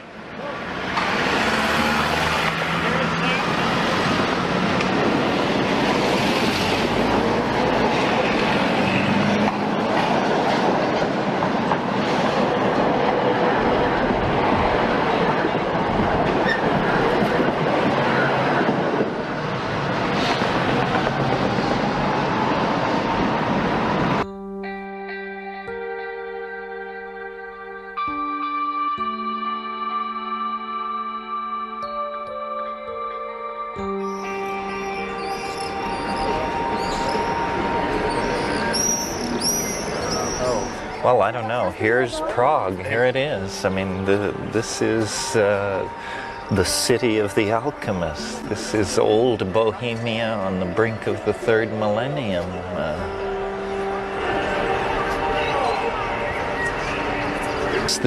They call Prague the city of towers. You can really see why. From the 16th century onward, it looked like this, with these Baroque towers piercing the skyline.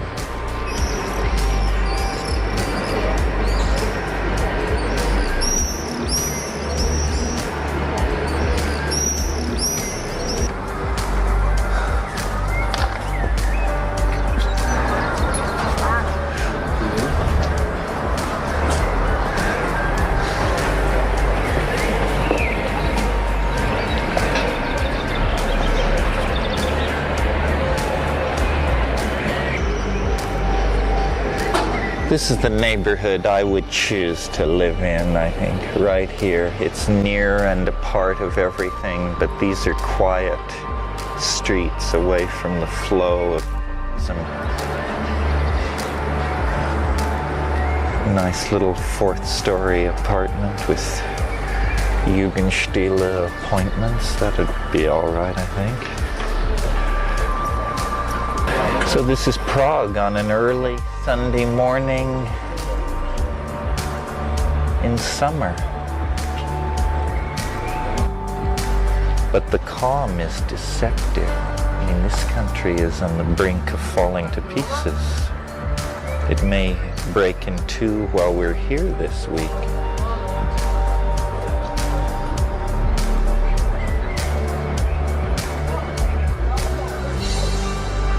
One of the challenges of keeping Prague beautiful is keeping modern buildings from interrupting this skyline. Otherwise, it'll be Manhattanized and destroyed. They need to designate Prague 1, that zone, as unbuildable, I think.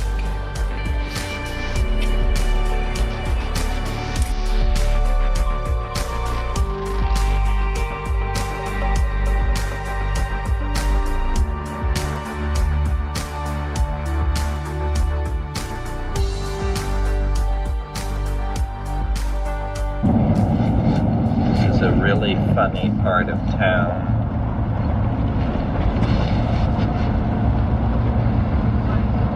Why? Because there would be no reason to be in this part of town unless you had made a mistake. You were lost. Yes. Well, there are so many parts of town that depend on people making a mistake of going there. I guess that's true. Most parts of towns are like that.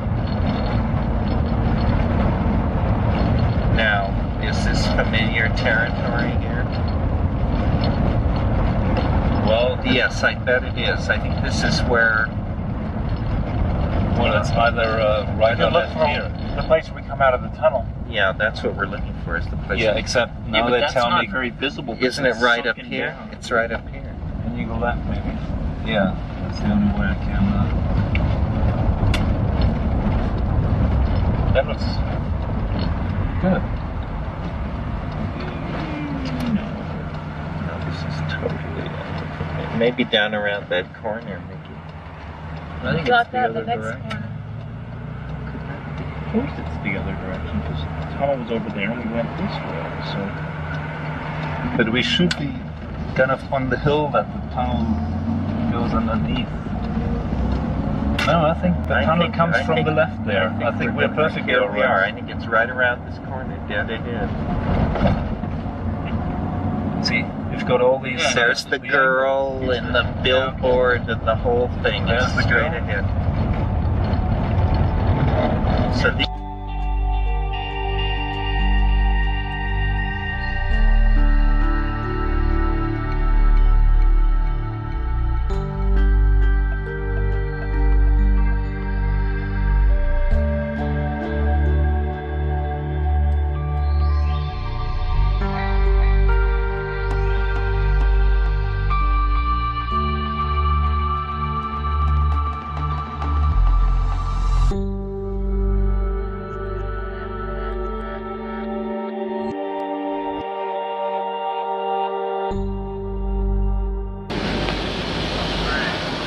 How was that? Give me the cue. Okay, maybe you have to come back a little bit. Terence, come back like out of frame. There you go. Okay, roll camera. Rolling. Speed. Action.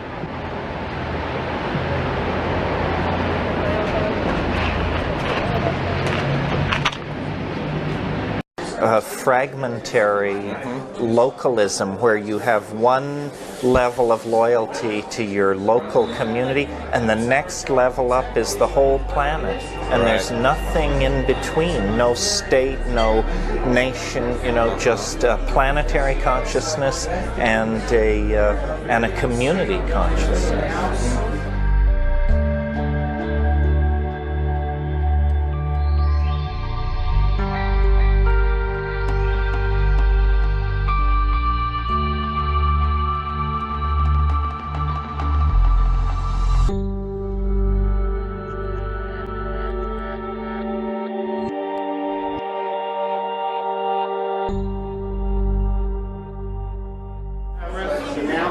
We have speed. 5 seconds. Well, Victor, tell me, what's the most interesting idea that you've encountered here in Prague? Has there been anything stunning? Yeah, probably yes. I want to establish a new organization in Russia. When I'm just coming to Russia, and I want to do a new organization in Russia. It's Russian Transpersonal Center. And the most interesting idea which came to me here was it's just a special way how does these organizations must function, right?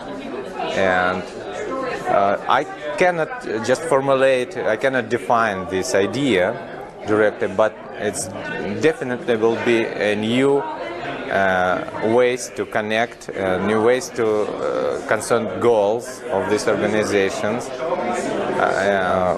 There is no boundaries, real boundaries between us. It's like axiom, and this is probably the basis of on which we can establish, we can grow up the way of functioning these kind of organizations.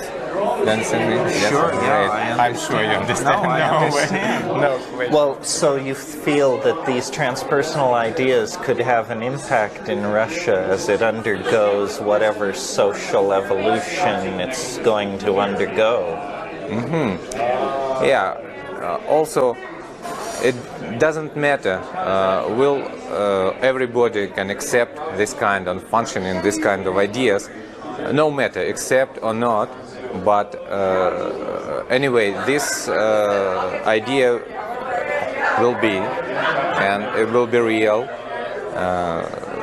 because it's like general, it's more close to general way of all nature. So I think so, I hope. So you mean it's almost explicit in the order of things? Yeah, I agree. So some kind of ever-present organic order is emerging.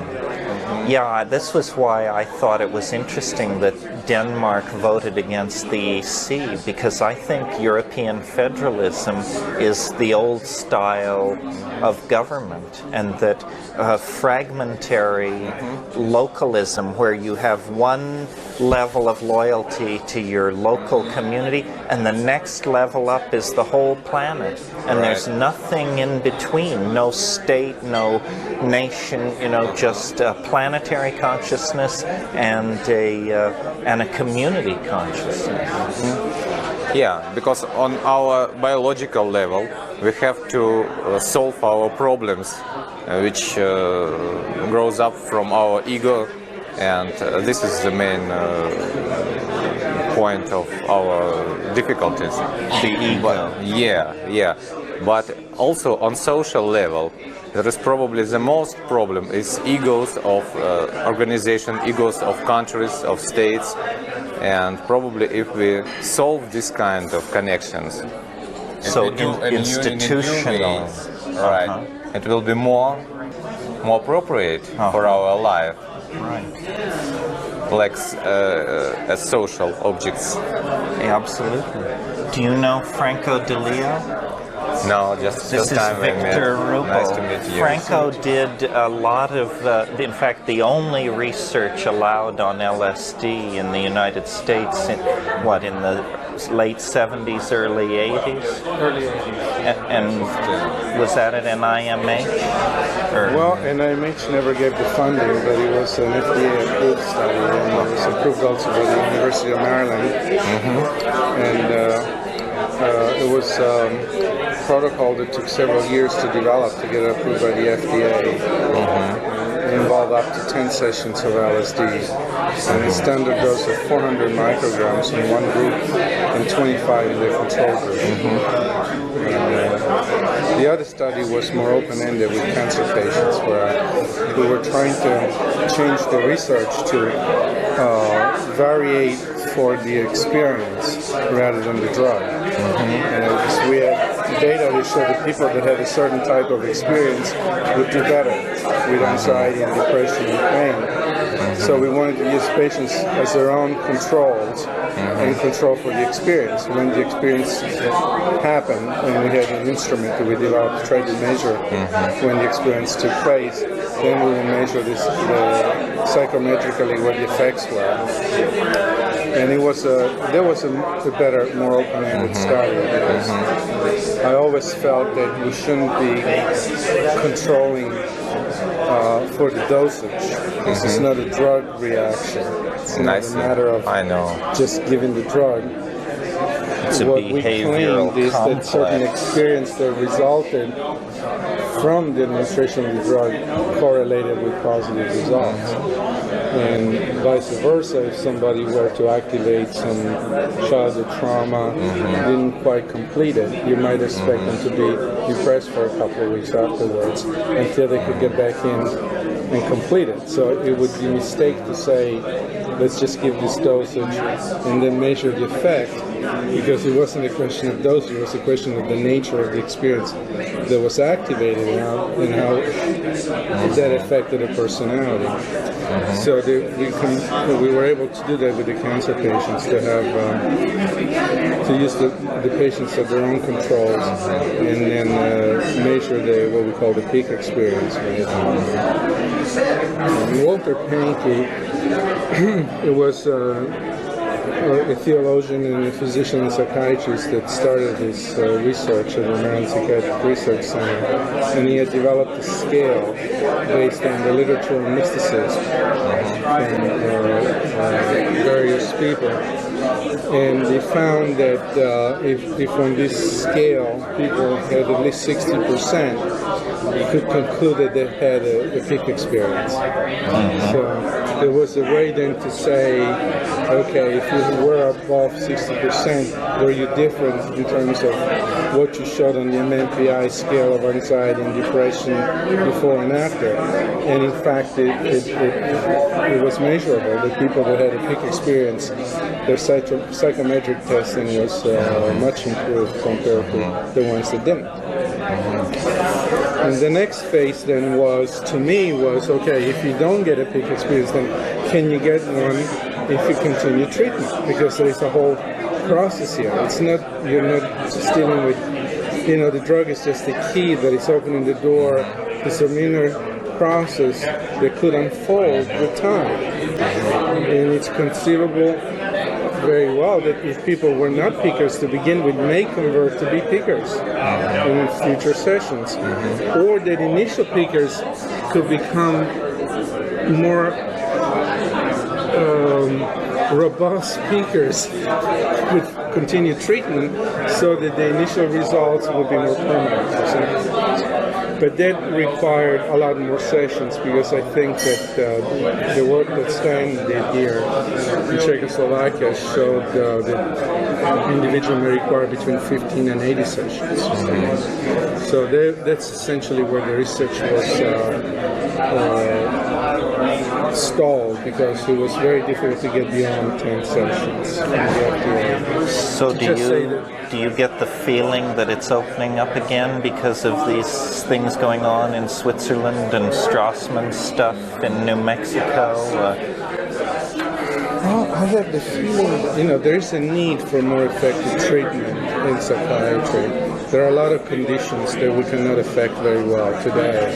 So everybody knows, that people will go on the rest of their life in some kind of twilight misery and pain, and they may get better for a while, then they lose it, and it's a sort of like trying to plug holes in a boat that is sinking. Rotten at some point, bottom. You have to say, maybe we can restructure the whole boat rather than keep on putting all this energy. And there's tremendous effort. There's social worker. It's a whole social system trying to sort of put scaffoldings to hold these people to a level of functioning where they may not have to end up in a hospital where it costs $500. So you're saying for the worst reasons we may finally get good social policy? Because we do need it. You see, the fact is that we need something more effective than what we have.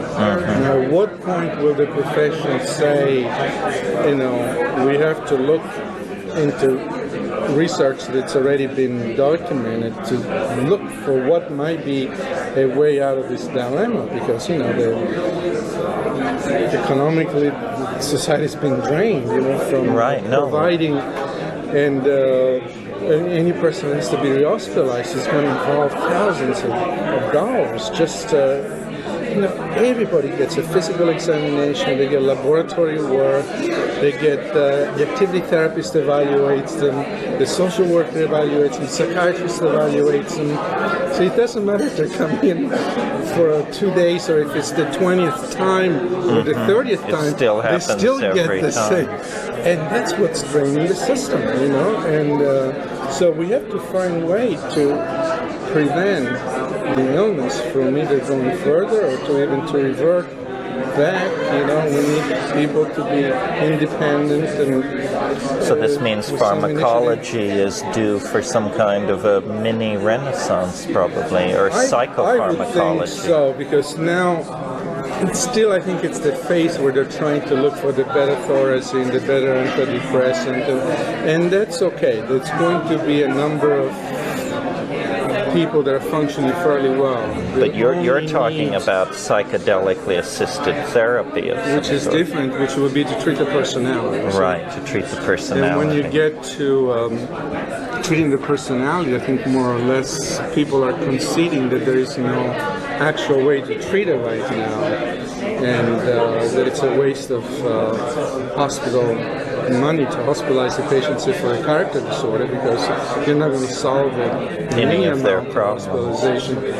And we have evidence from the work done at the center with LSD or the MDA and the dipropyltryptamine that these very severe character disorders suddenly, with the effect of the drug, could begin to make sense of why they develop their personality. They develop based on the experience that they had growing up, and now you have a patient who says, I could see why.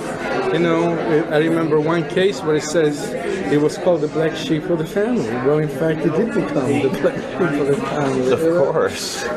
And then, but they can begin to make a connection that it's not in their psyche. I think the character disorder doesn't know why they're doing what they're doing, why they're motivated to do certain things.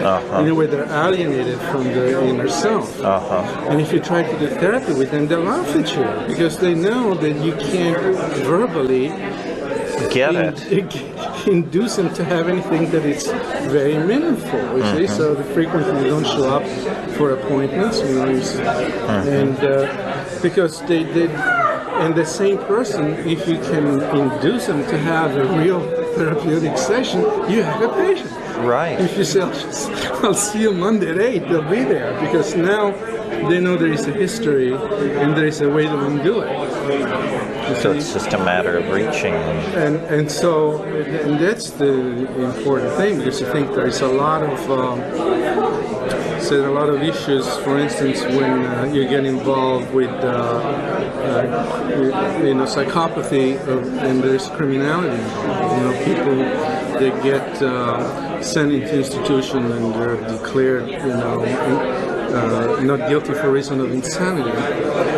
At this stage of the game, as I understand it, there is no real reason to release them, because there's no way that any psychiatrist could say, I've cured this person and I can guarantee you that he won't do it. You see, and we're still doing it, but I don't think there is a real basis there. We're sort of saying this person wasn't really that criminal and we can take a chance on this person again.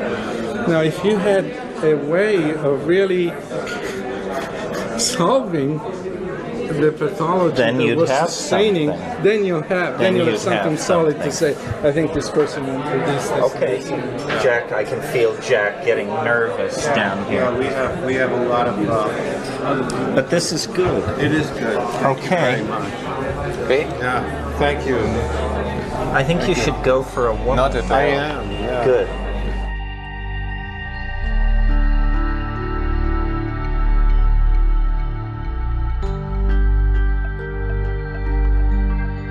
Asking people about is basically what sort of ideas or what's been most interesting or astonishing about being in Prague at this conference.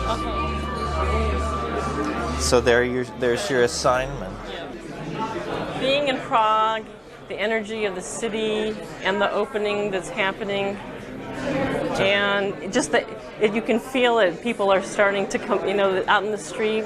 I woke up this morning to hearing children's voices playing in a playground downstairs.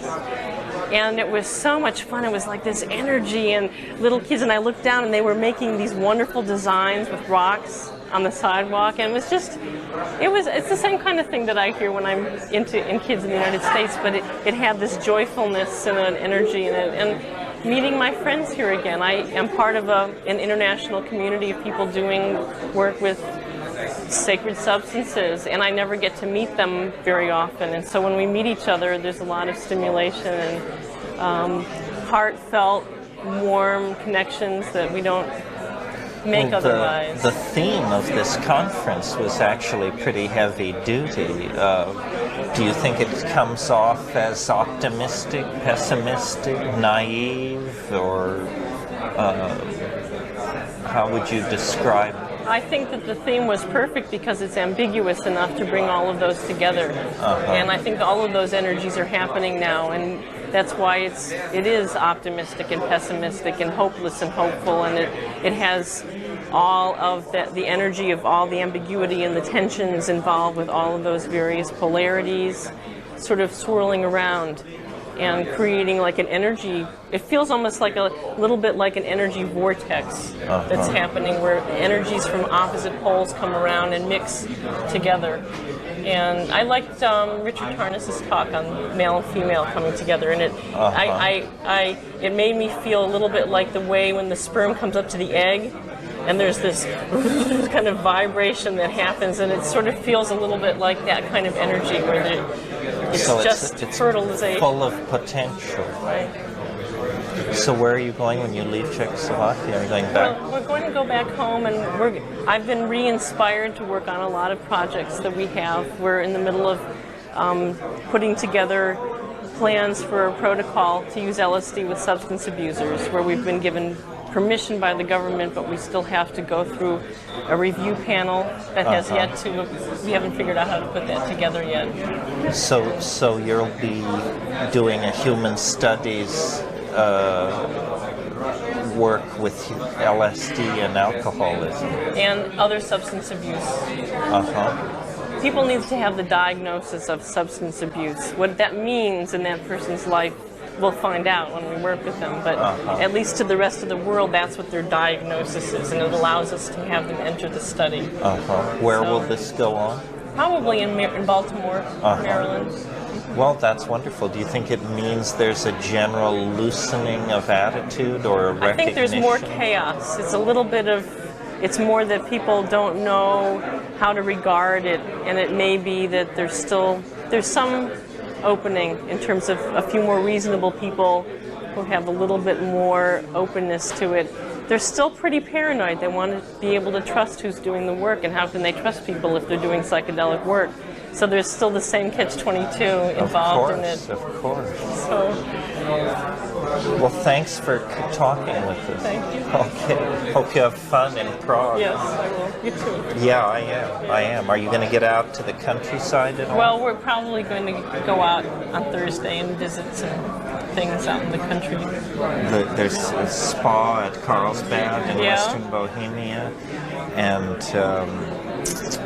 Castle Karlstein, an hour south of here, is a famous Rosicrucian castle that was involved in kinds of European occult history. Sounds like it's neat. It's different. You should really see Bohemia while you're here. I wish we had made plans to go back a lot later. We're leaving on Saturdays. Too bad. Yeah, you should have put a week in there just to wander around the countryside. Well, thanks for stopping by. My audience is over there, and I'm talking to Terence. Well, you're talking to You Terence. have two camera position. And then my arches failed.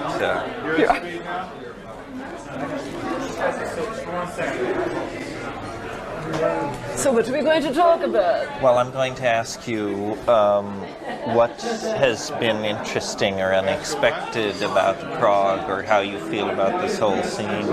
Is it more frivolous Euro trash, self-congratulatory prosuestry, or hard-won veterans of the true revolution gathering together in the foxholes. So let's go. Now we begin. Could you repeat that? Yes. I was saying, what do you make of the conference? Do you see it as born-again Euro-trash posuistry, or hard-won veterans of the true revolution gathering in the foxholes of Eastern Europe to plot our next assault on the barricades? I see it as a kind of combination between... Quite. Yes. It's a kind of melange, you know? It's kind of a mixture of all of these things. I've actually been having, the hardest time I've been having is trying to figure out if I'm in Disneyland or Paris or Moscow. You mean because Prague is sort of like a interference pattern formed of all three. Yes. It's gnomish bohemian quaintness overlaid. It's dark Central European angst. Yeah, and I sort of have, don't you have this feeling it's sort of like a front? And that if you go, it's so incredibly beautiful, and then if you go about 3 miles outside of the boundary, it's going to like be overalls. I mean, you don't see any overalls in town. You see a few of the workmen on the scaffolding. Have you been into the countryside? Only on the train. No, well, I'll tell you, to my mind, what the metaphor for Czechoslovakia is it's Oz. It's the green country with the emerald capital city, with the great palace and the little wizard inside, and all the happy munchkins of Bohemia farming and making cheese and carrying on with their butter and eggs and so on. But are they happy out there? Well, they're splitting the country apart, but more power to them, I say. You think so? Sure. The people who most want to leave are the poorer, more uneducated, unindustrialized half of the country. Right. So if they want to get rid of all this highly developed pseudo-Western European land on the western end of things, probably it's a good thing. I heard this wonderful story. Do you know this story that I don't know when this was, but many years ago, the language had completely disappeared. And one man took it upon himself to resuscitate the language. So he went kind of crawling out into the backwoods and found these tiny little villages where just a few of the old people remembered Czechoslovakian language. And he wrote it down and cataloged it and taught it to people, and they taught it to people, and people started teaching it to the children again, and the entire language was resuscitated from this one man's kind of pilgrimage to the sort of residuals of where the language had been stored. That's interesting. Isn't that a great story? Yeah. And it's a story because it feels it has the potential to be metaphorical for our time. You know, when we're just right on the brink of that loss, you know? Well, and bringing back a lost language means presumably you bring back the possibility of thoughts that could not be said any other way. That's right. So it's like reality itself. You are saving it. You're bringing it back. Yes, or things like the gene pool of plants, or it feels so metaphorical to me, and it was a successful story, and here we are and everyone's speaking Czech. Yes, well, you know, you scratch a Czech and you find a Celt, because the reason these people look vaguely Irish is because the Celts were here 6,000 years ago, long before they reached the Iberian Peninsula of Spain and migrated into England. This was Celtic country. All these round hills that you see have Celtic forts on them, Really? 6, 7, 8,000 years old. So it's kind of interesting. From the 12th century, 13th century, 12th century? No, thousands of years. Thousands? Oh, yeah, 6,000 6,000 years old. Wow. No, we're talking deep prehistory here. Old Maria Gimbutas' bailiwick. Well, so where are you going after Prague? I'm maybe going to Berlin, maybe to Karlsbad. I don't know yet. I'm open.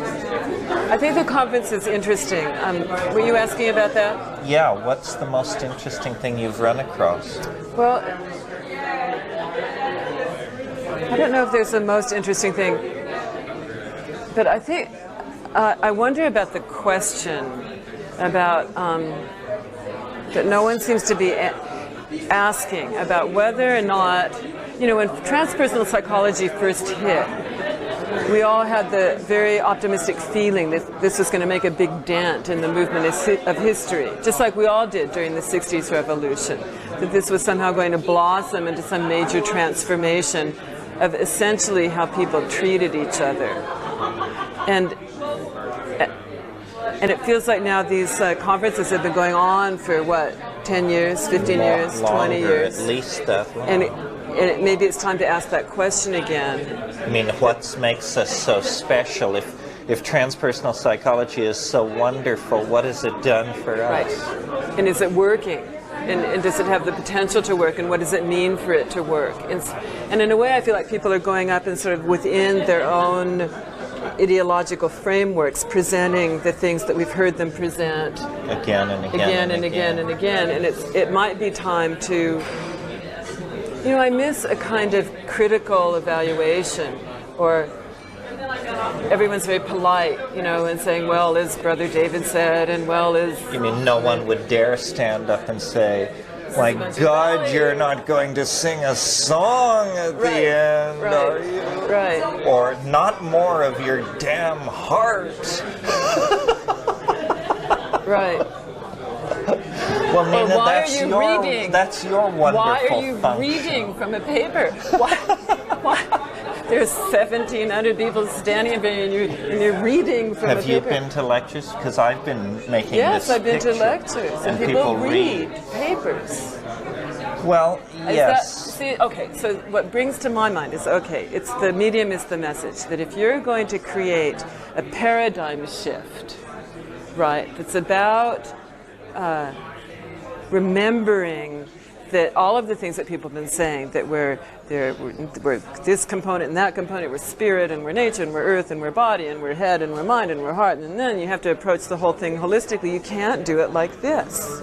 So you think gentlemen in tweed suits with small patterns standing before lecterns with their flies open are not leading us into the new world? Well, I'm questioning it. I can't say for sure, but I'm saying these are the questions that feel like they're moot in the conference, and they're underground. And we used to be the underground, and we used to be the people asking those moot questions and speaking them. And are we still doing that? Are we, or have we become yuppified enough to not be willing to ask those questions?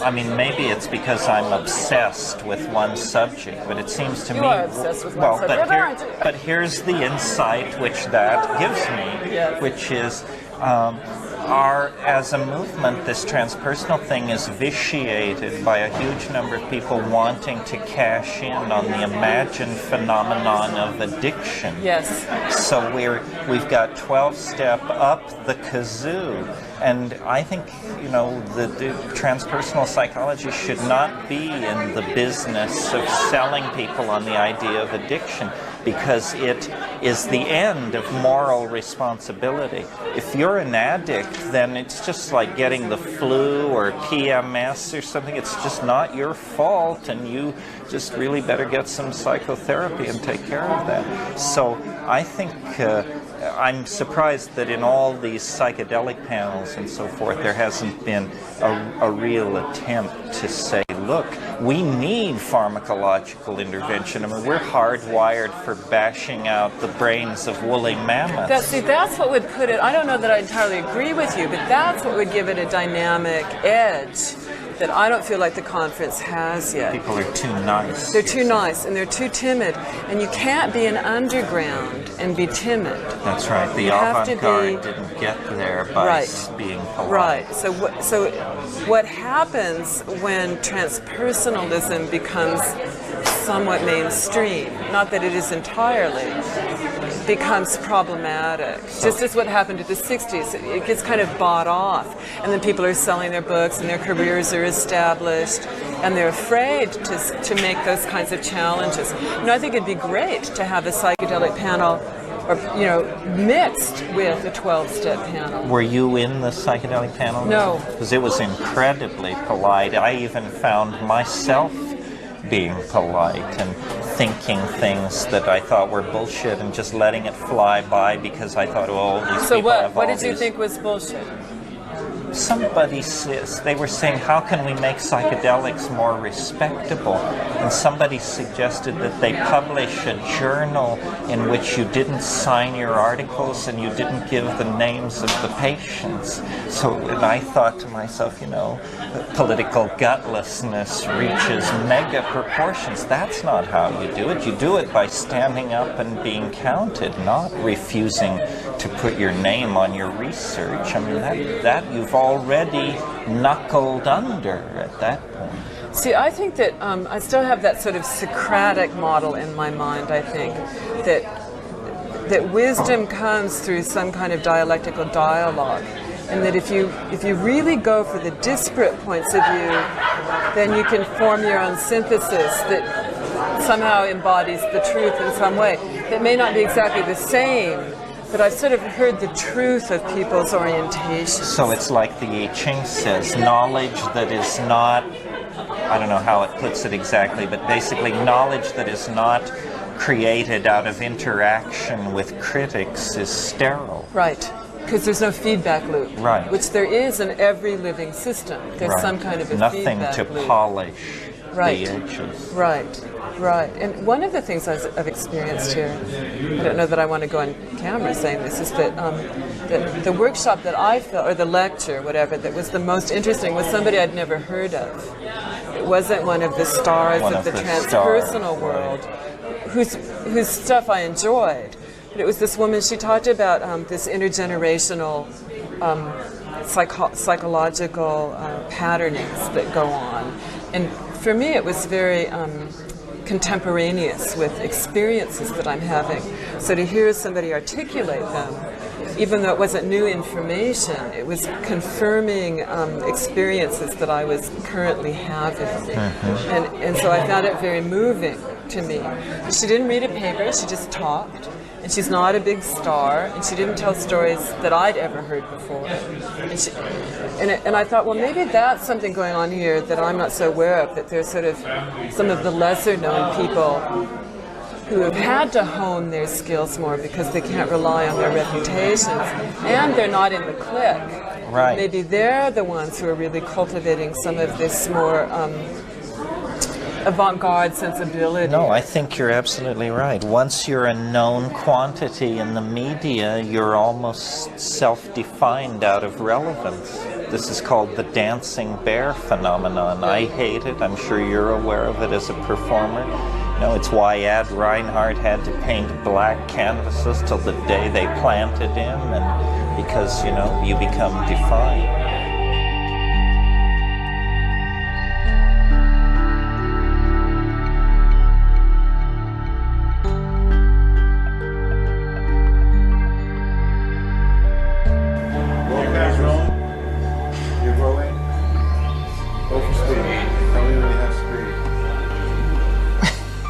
So we'll be just talking about something trivial, and then I'll look away from the camera and introduce you, and then we'll go back to it.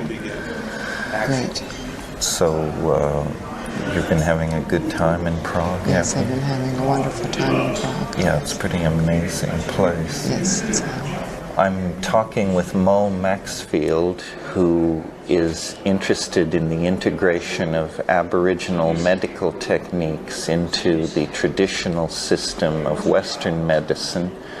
And you're also well known as an I Ching drummer, is that right? In a shamanic journey, we do shamanic journeys for people, for groups. So that's the connecting point between the drumming and the traditional Aboriginal medical system. Working with terminally ill to find their own imaging, their own healing images, and that's one of the facets of it. Describe how this would look to the outsider? I mean, do you drum with dying people, for dying people?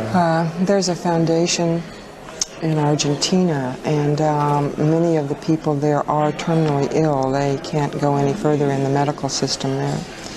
And so it's sort of a holistic place that was developed down there. And when I go there with my drummers, I first requested to work with no more than 50 people, but 120 showed up, so 120 is what I did. And I took 6 drummers with big Indian skin drums, and they will lie down in the traditional journey posture, and they're very naive. There are no drums, and they haven't heard them, so I've got all these naive subjects.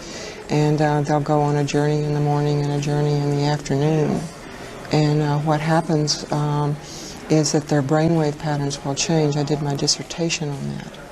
And, so you mean using the drum as a sonic driver? Yes. You're pushing groups of people into altered states into an altered state of consciousness, depending upon how easily they will induct and how open they are. Of course, you can stop it, you know, you can stay in beta, you can stay here, or you can go.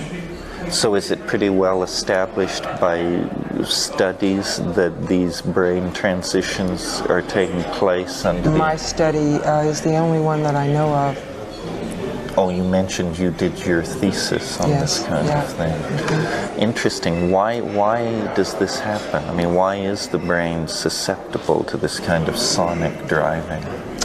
It's acting as the brain seems to come into a resonance as the sonic goes into the body on the different brainwaves through the ear. It overrides some of even the pain input, and it comes into resonance like a tuning fork if you let go into it, into alpha, high alpha, or into theta, and that's where all the imaging occurs, of course. Can a person do this with their voice, or is the drum? The drum is one way. Psychedelics are one way. Chanting the bell is one way. The gong. But for instance, with the drum, it isn't a matter of oxygenating the brain in the way it is with singing. It's a pure case of having it be sonically induced. Yes. This is interesting to me. I've spent time in South America with people who take a psychedelic called ayahuasca. Yes. And there are no drums to speak of in the Amazon because the humidity, no drum head would remain stretched. Right. They only do cutouts into logs. Yes. But they can see sound on ayahuasca. Yes. And I wonder about the neurophysiology of sound. It seems to be a relatively ignored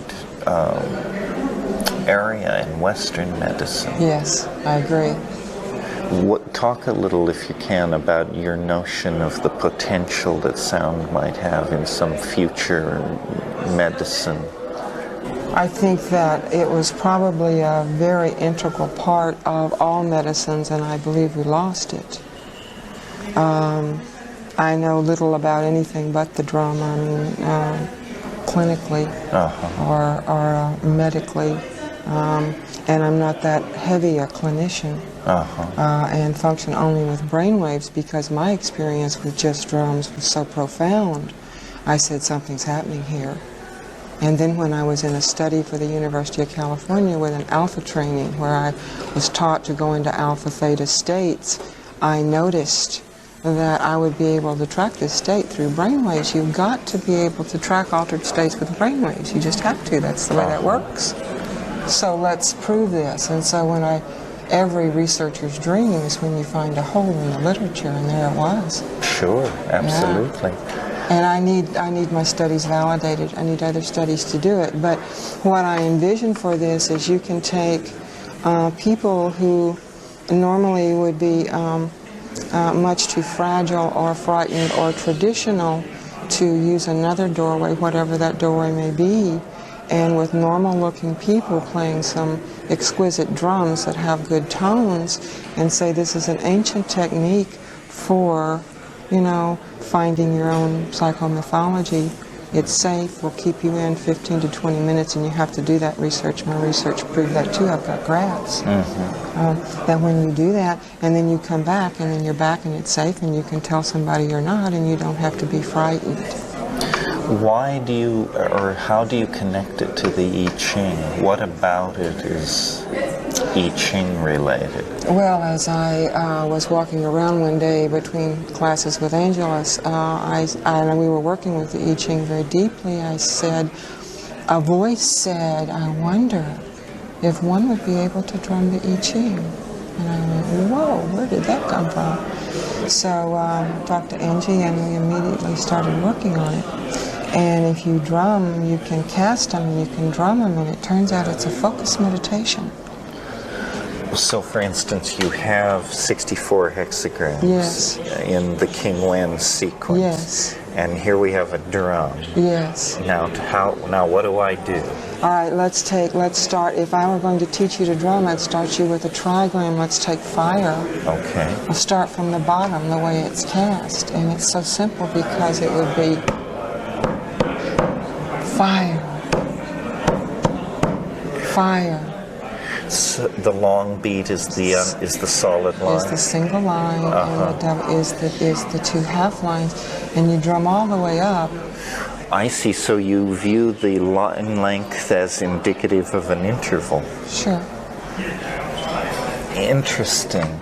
And then how do you set other values like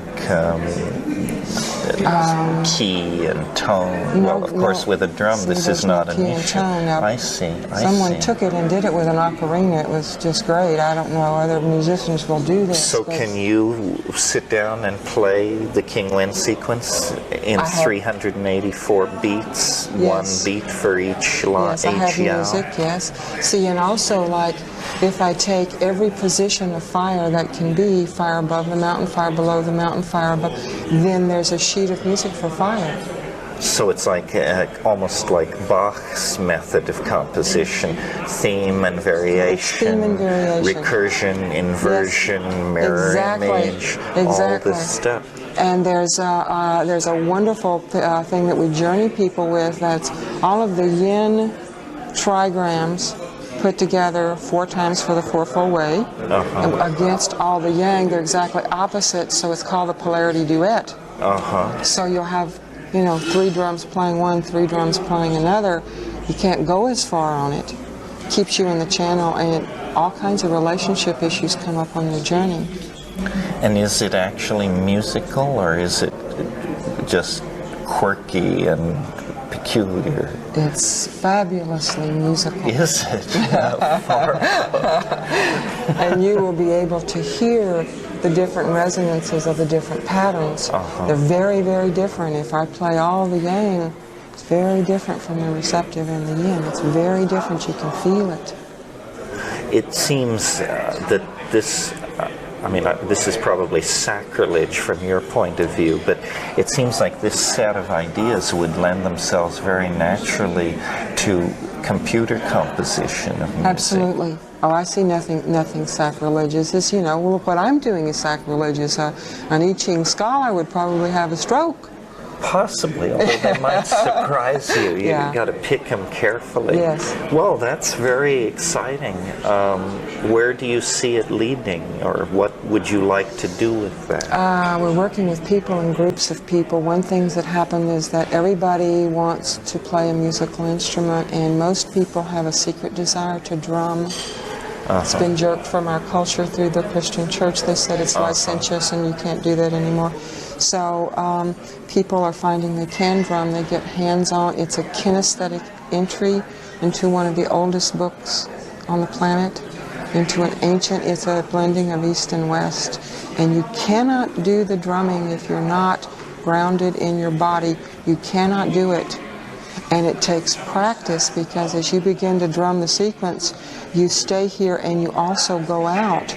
And you can feel yourself starting to leave, and yet if you blink, since it's a random pattern, because you're drumming hexagrams, you lose it, you lose your Uh-huh. place. So you have to train to stay present and to go, which is exactly what the shamanic practice is all about. Is this method a mnemonic device as well? In other words, can you tell me then how to construct hexagram 54? Because you just think... Yes, probably. So it isn't, you have internalized the structure of all 64 hexagrams. I haven't yet, but I'm sure that I will. But this will come as you develop it. I'm sure. Because the languages that they used to speak, the drum languages in Africa, I mean, they had to learn much more than this.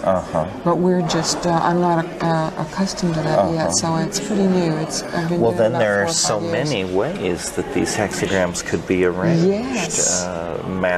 Ones that derive from mathematical forms of order, Yes. random throws, Yes. the King Wen sequence. You can sit down and drum. I'm writing music for each individual hexagram that rolls through the nuclear trigram so that you honor each energy that's in there, and you drum it over and over and over again if you can hold it. But you space out and you lose it, and that's how you know how well you're training as a drummer, is how long you can hold one of these patterns without leaving your body. So have you discussed any of this with Mickey Hart? He had my dissertation, but I didn't get the research out quick enough for his book. So I don't know whether it finally got to him or not. Oh, it probably did. He has a lot on his plate, Yes, but he does have a cares lot. more for drumming than anything else on earth. Yeah, and I'm close to that. Yeah, he lives up near me. Yeah, oh well. Well, this is very interesting. How do you see it working back into the whole larger theme of this conference and the global crisis? It sounds like, as I was talking to Angie, we came upon this notion of the archaic revival. Yes. That there are many, many impulses in society, from house music to what you're doing, to what Robert Bly's doing, to what that are often appear at cross purposes, but resolve themselves down into impulses toward a recovery of the archaic and the Aboriginal. Yes. You know, everything from psychoanalysis to National Socialism to psychedelic drugs, Yes. so forth. So this would be part of that. Well, I can tell you a very short story. When I first started teaching, the one group that loved this drumming the most are adolescents, teenagers, and children. They're right away. A 4-year-old, I can teach a 4-year-old faster than the father of the 4-year-old because they're so natural. And she said to me, she was having a fight with a girl across the way, but they were drumming together on the polarity duet, and she said, "You know, you just can't stay mad at somebody that you're drumming with, can you?" And I said, "No, you can't." What do you think of house music as a phenomenon? Say more about house music. It's this beyond rock and roll club music that's becoming more and more popular in England and Germany, and it's very percussive. Yes. And it's built around 123 beats per minute, which is becoming fabulous. the new canon, basically. I mean, that's what they are aiming for. We see where that's going. So you weren't aware of this? In the back of my mind, yeah, I can see the rap coming out of tunes. We're coming into rhythm, we're coming into percussion. And then as the storytellers are now going back to the drum, and I'm sitting in the audience and I say, "Oh, I know what you're doing. Let me just ride that beat and go on out." And then you can induct me with your deeper wisdom. That's what the drums are Right, for. so it's a return to trance, to storytelling, And to truth. and to shamanism. That'd be nice. Well, thanks for stopping by and talking Thank you, about Terence. it. I'd love to teach you to drum. I'd love to have you teach me to drum. We live close enough together, maybe we can get in touch sometime. Great, I'd like to. I'll bring you my book. Okay, You can well, read I'll it, see that okay? you get this software, Thank you, and I'll because see that. you may have ideas for how to make music. Nearly every time I show it to someone with any background in music, they say, you know, there's a way to turn this into sound. Okay, And Let's So collaborate. I'll get it to you. Okay, Terence. Okay, Thank you very good luck. much. Enjoy Europe. Okay. Fire. Fire. Fire. Fire.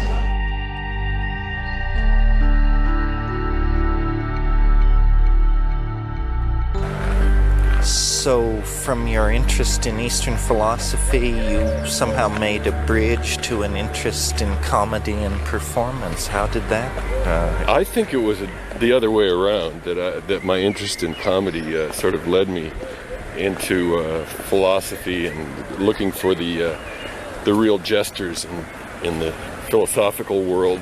Led me to Mahayana Buddhism, led me to the Taoists. Sufis, possibly? Sufis, of course, yes. And I think there's a lot of Western artists and philosophers who are crazy wisdom masters. Of course, Nietzsche and the Dadaists. Hieronymus Bosch. Hieronymus Bosch, Mark Twain. You know, Mark Twain's dark writings, so-called dark writings, are wonderful sort of deconstruction, humorous deconstruction of Christianity and Western thought.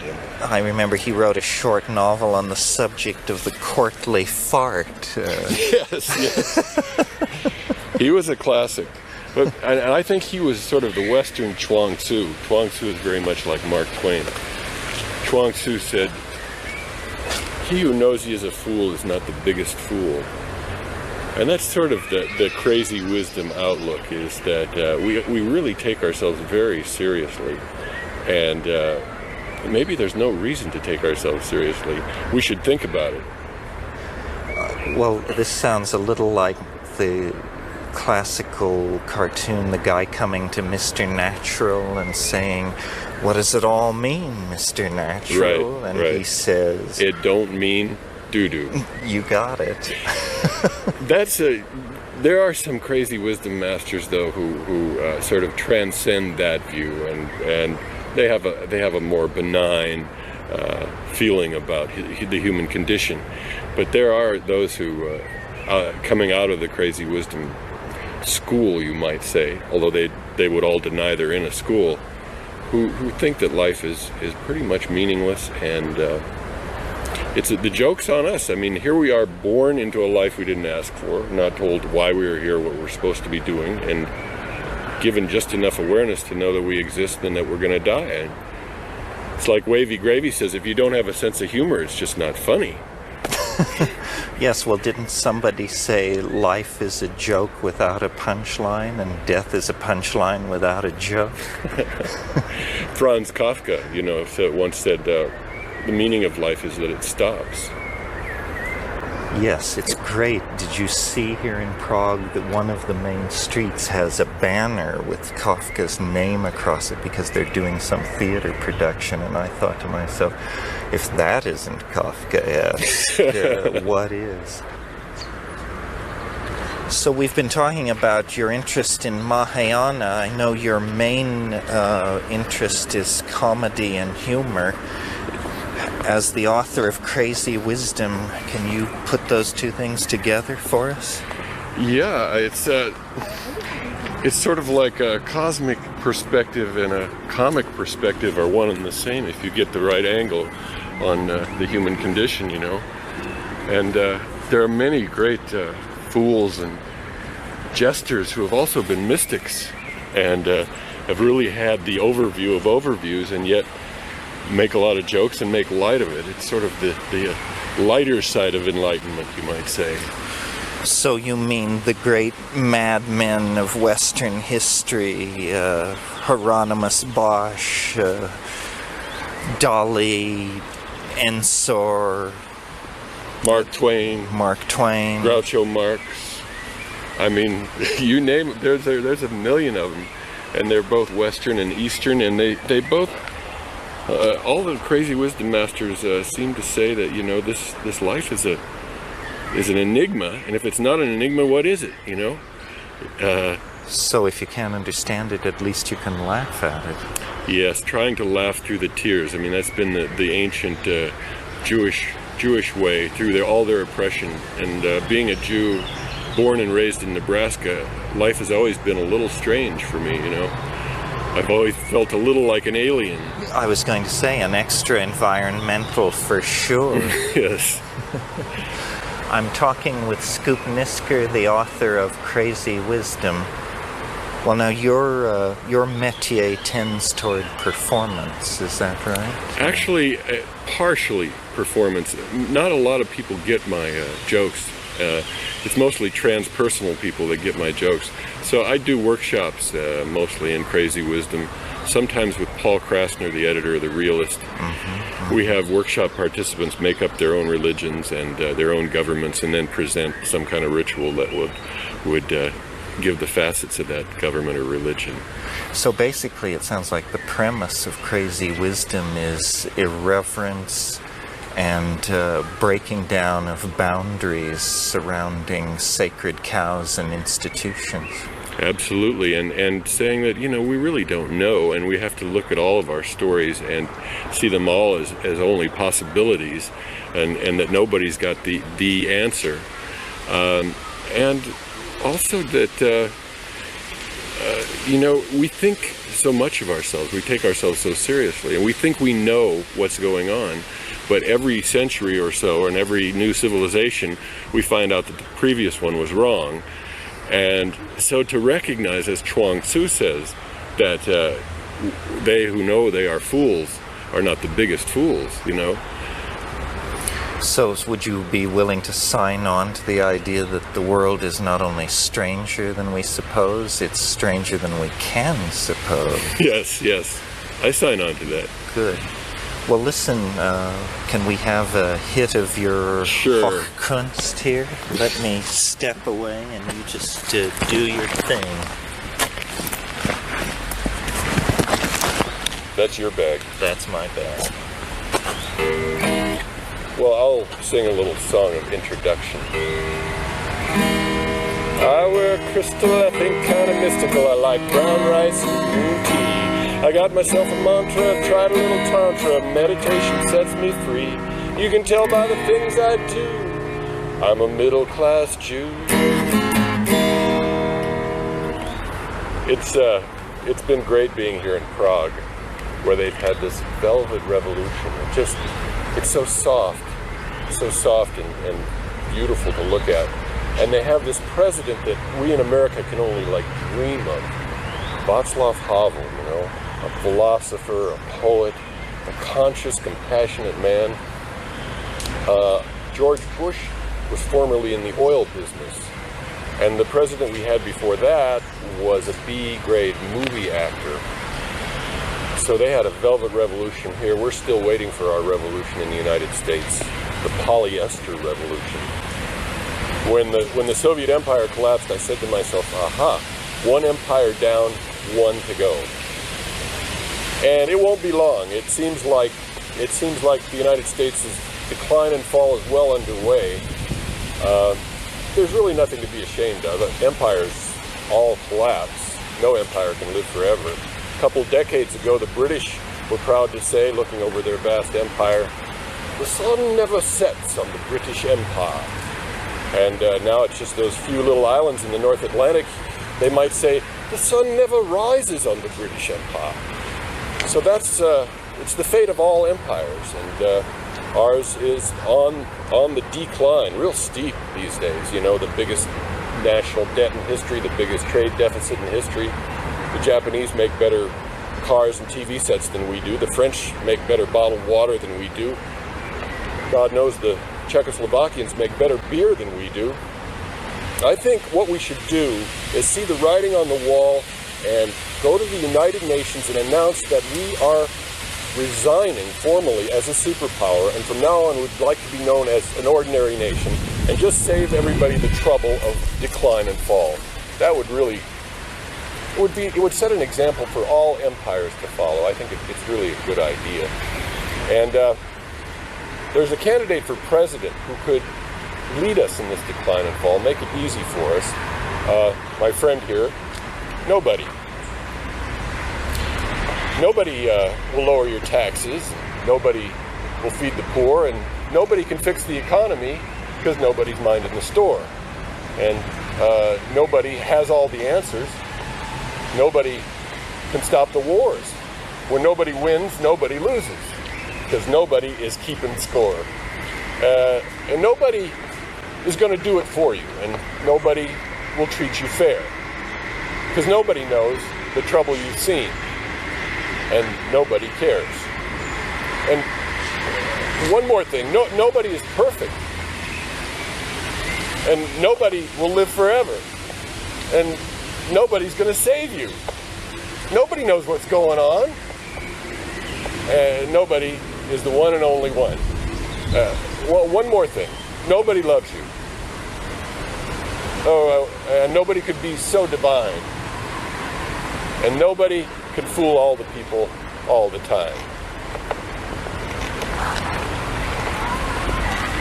Well, the Transpersonal Conference, that's what we're here in Prague for. And really what it's all about is breaking out of your personal trance. Transpersonal is breaking out of your personal trance and into the cosmic dance. And you do this by breathing hard and fast and hyperventilating, or by taking psilocybin mushrooms and having a vision, or by taking a hero's journey or a shaman's journey, or taking A Course in Miracles, developing your imagination, your mythic imagination, your intuition, getting in touch with your heart chakra, your right hemisphere of your brain, until you can see the implicate order, and you can smell the morphic resonance, and you can feel yourself dissolve into the ultimate hologram of the universal ground of being, and learn to love it all as you do yourself. That's transpersonal, and it's breaking out of your personal trance and into the cosmic dance. Because really, you know, we are all one. I'm one anyway. I think you're probably one too. And you know, those people who achieve oneness can then move on to two-ness. Something like that. Anyway, we are all made of the same stuff. As you can see, you know, there's grass here and trees. And if you go inside of that grass and trees, you'll find subatomic particles that are the same as the subatomic particles inside of me. What else is there to say? I mean, we are all one. And, you know, you can have this cosmic perspective. You know, the Big Bang and everything expanding away from everything else, and it all eventually coming back again into this one little particle that it all came out of. And you can have the great perspective of the Buddha, sits there with his little smile, watching empires rise and fall, and individuals rise and fall, and even universes rise and fall.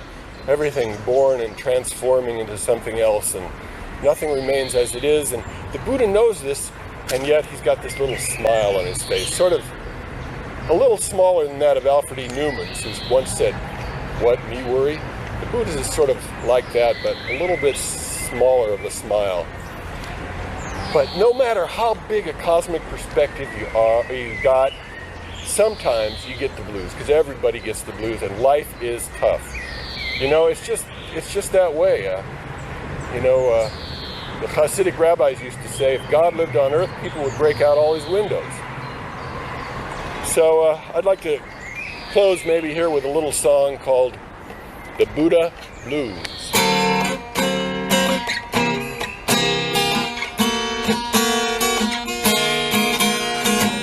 Woke up this morning, there was trouble in my mind. I tried some meditation, but no peace could I find. Called up my guru, I asked him what to do. He said, son, you just gotta remember that first noble truth. You were born to suffer. You were born to pay your dues. And that path keeps getting longer when you got the Buddha blues. Well, money will bring you problems, and love will make you cry. Sometimes it seems like life is just a bitch and then you die. Buddha says desire is what keeps you from being free. And I'm craving for this and I'm craving for that, and it just won't let me be. Gonna lead me to suffer, gonna lead me to pay some dues. And that path goes on forever when you got the Buddha blues. Well, Christian people believe you go to heaven or you go to hell. The Jews believe the Messiah's yet to come, gonna judge this life so well. Some people believe it don't mean nothing in the end, but the Buddha done told me I'm gonna come back and do it again and again and again. Be reborn to suffer, be reborn to pay some dues. And that path keeps getting longer when you got the Buddha blues. Well, everybody suffers, everybody's gotta pay. Look at human history, seems it's always been that way. Black folks sing about it, the red man knows it's true. And the yellow man was the first to discover there ain't much you can do. You took form to suffer, you took form to pay some dues. And that path keeps getting longer when you got the Buddha blues. Well, now we're all born into ignorance in a world of greed and hate. But maybe things will get better when we reincarnate. We won't have so many problems. Our next life will be fine. As long as we don't get a body, Lord. As long as we don't get a mind. Won't have to suffer so much. Won't have to pay so many dues. And that path may get a little shorter. Won't have so many Buddha blues.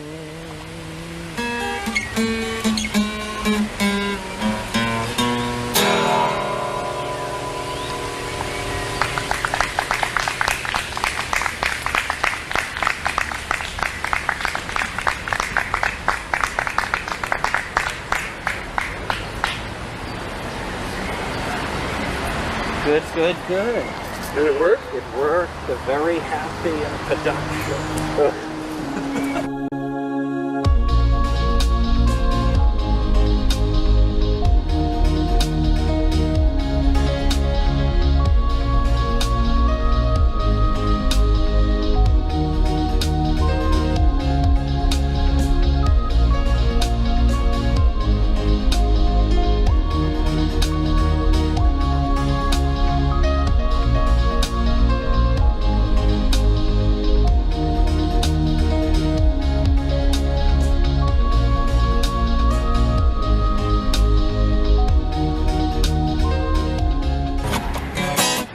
They say your atoms will keep moving even after you're dead.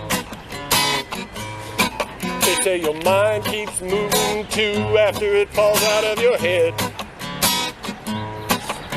The scientists will tell you that nothing dies. You can't stop dancing even if you try. Can't stop doing that subatomic shuffle.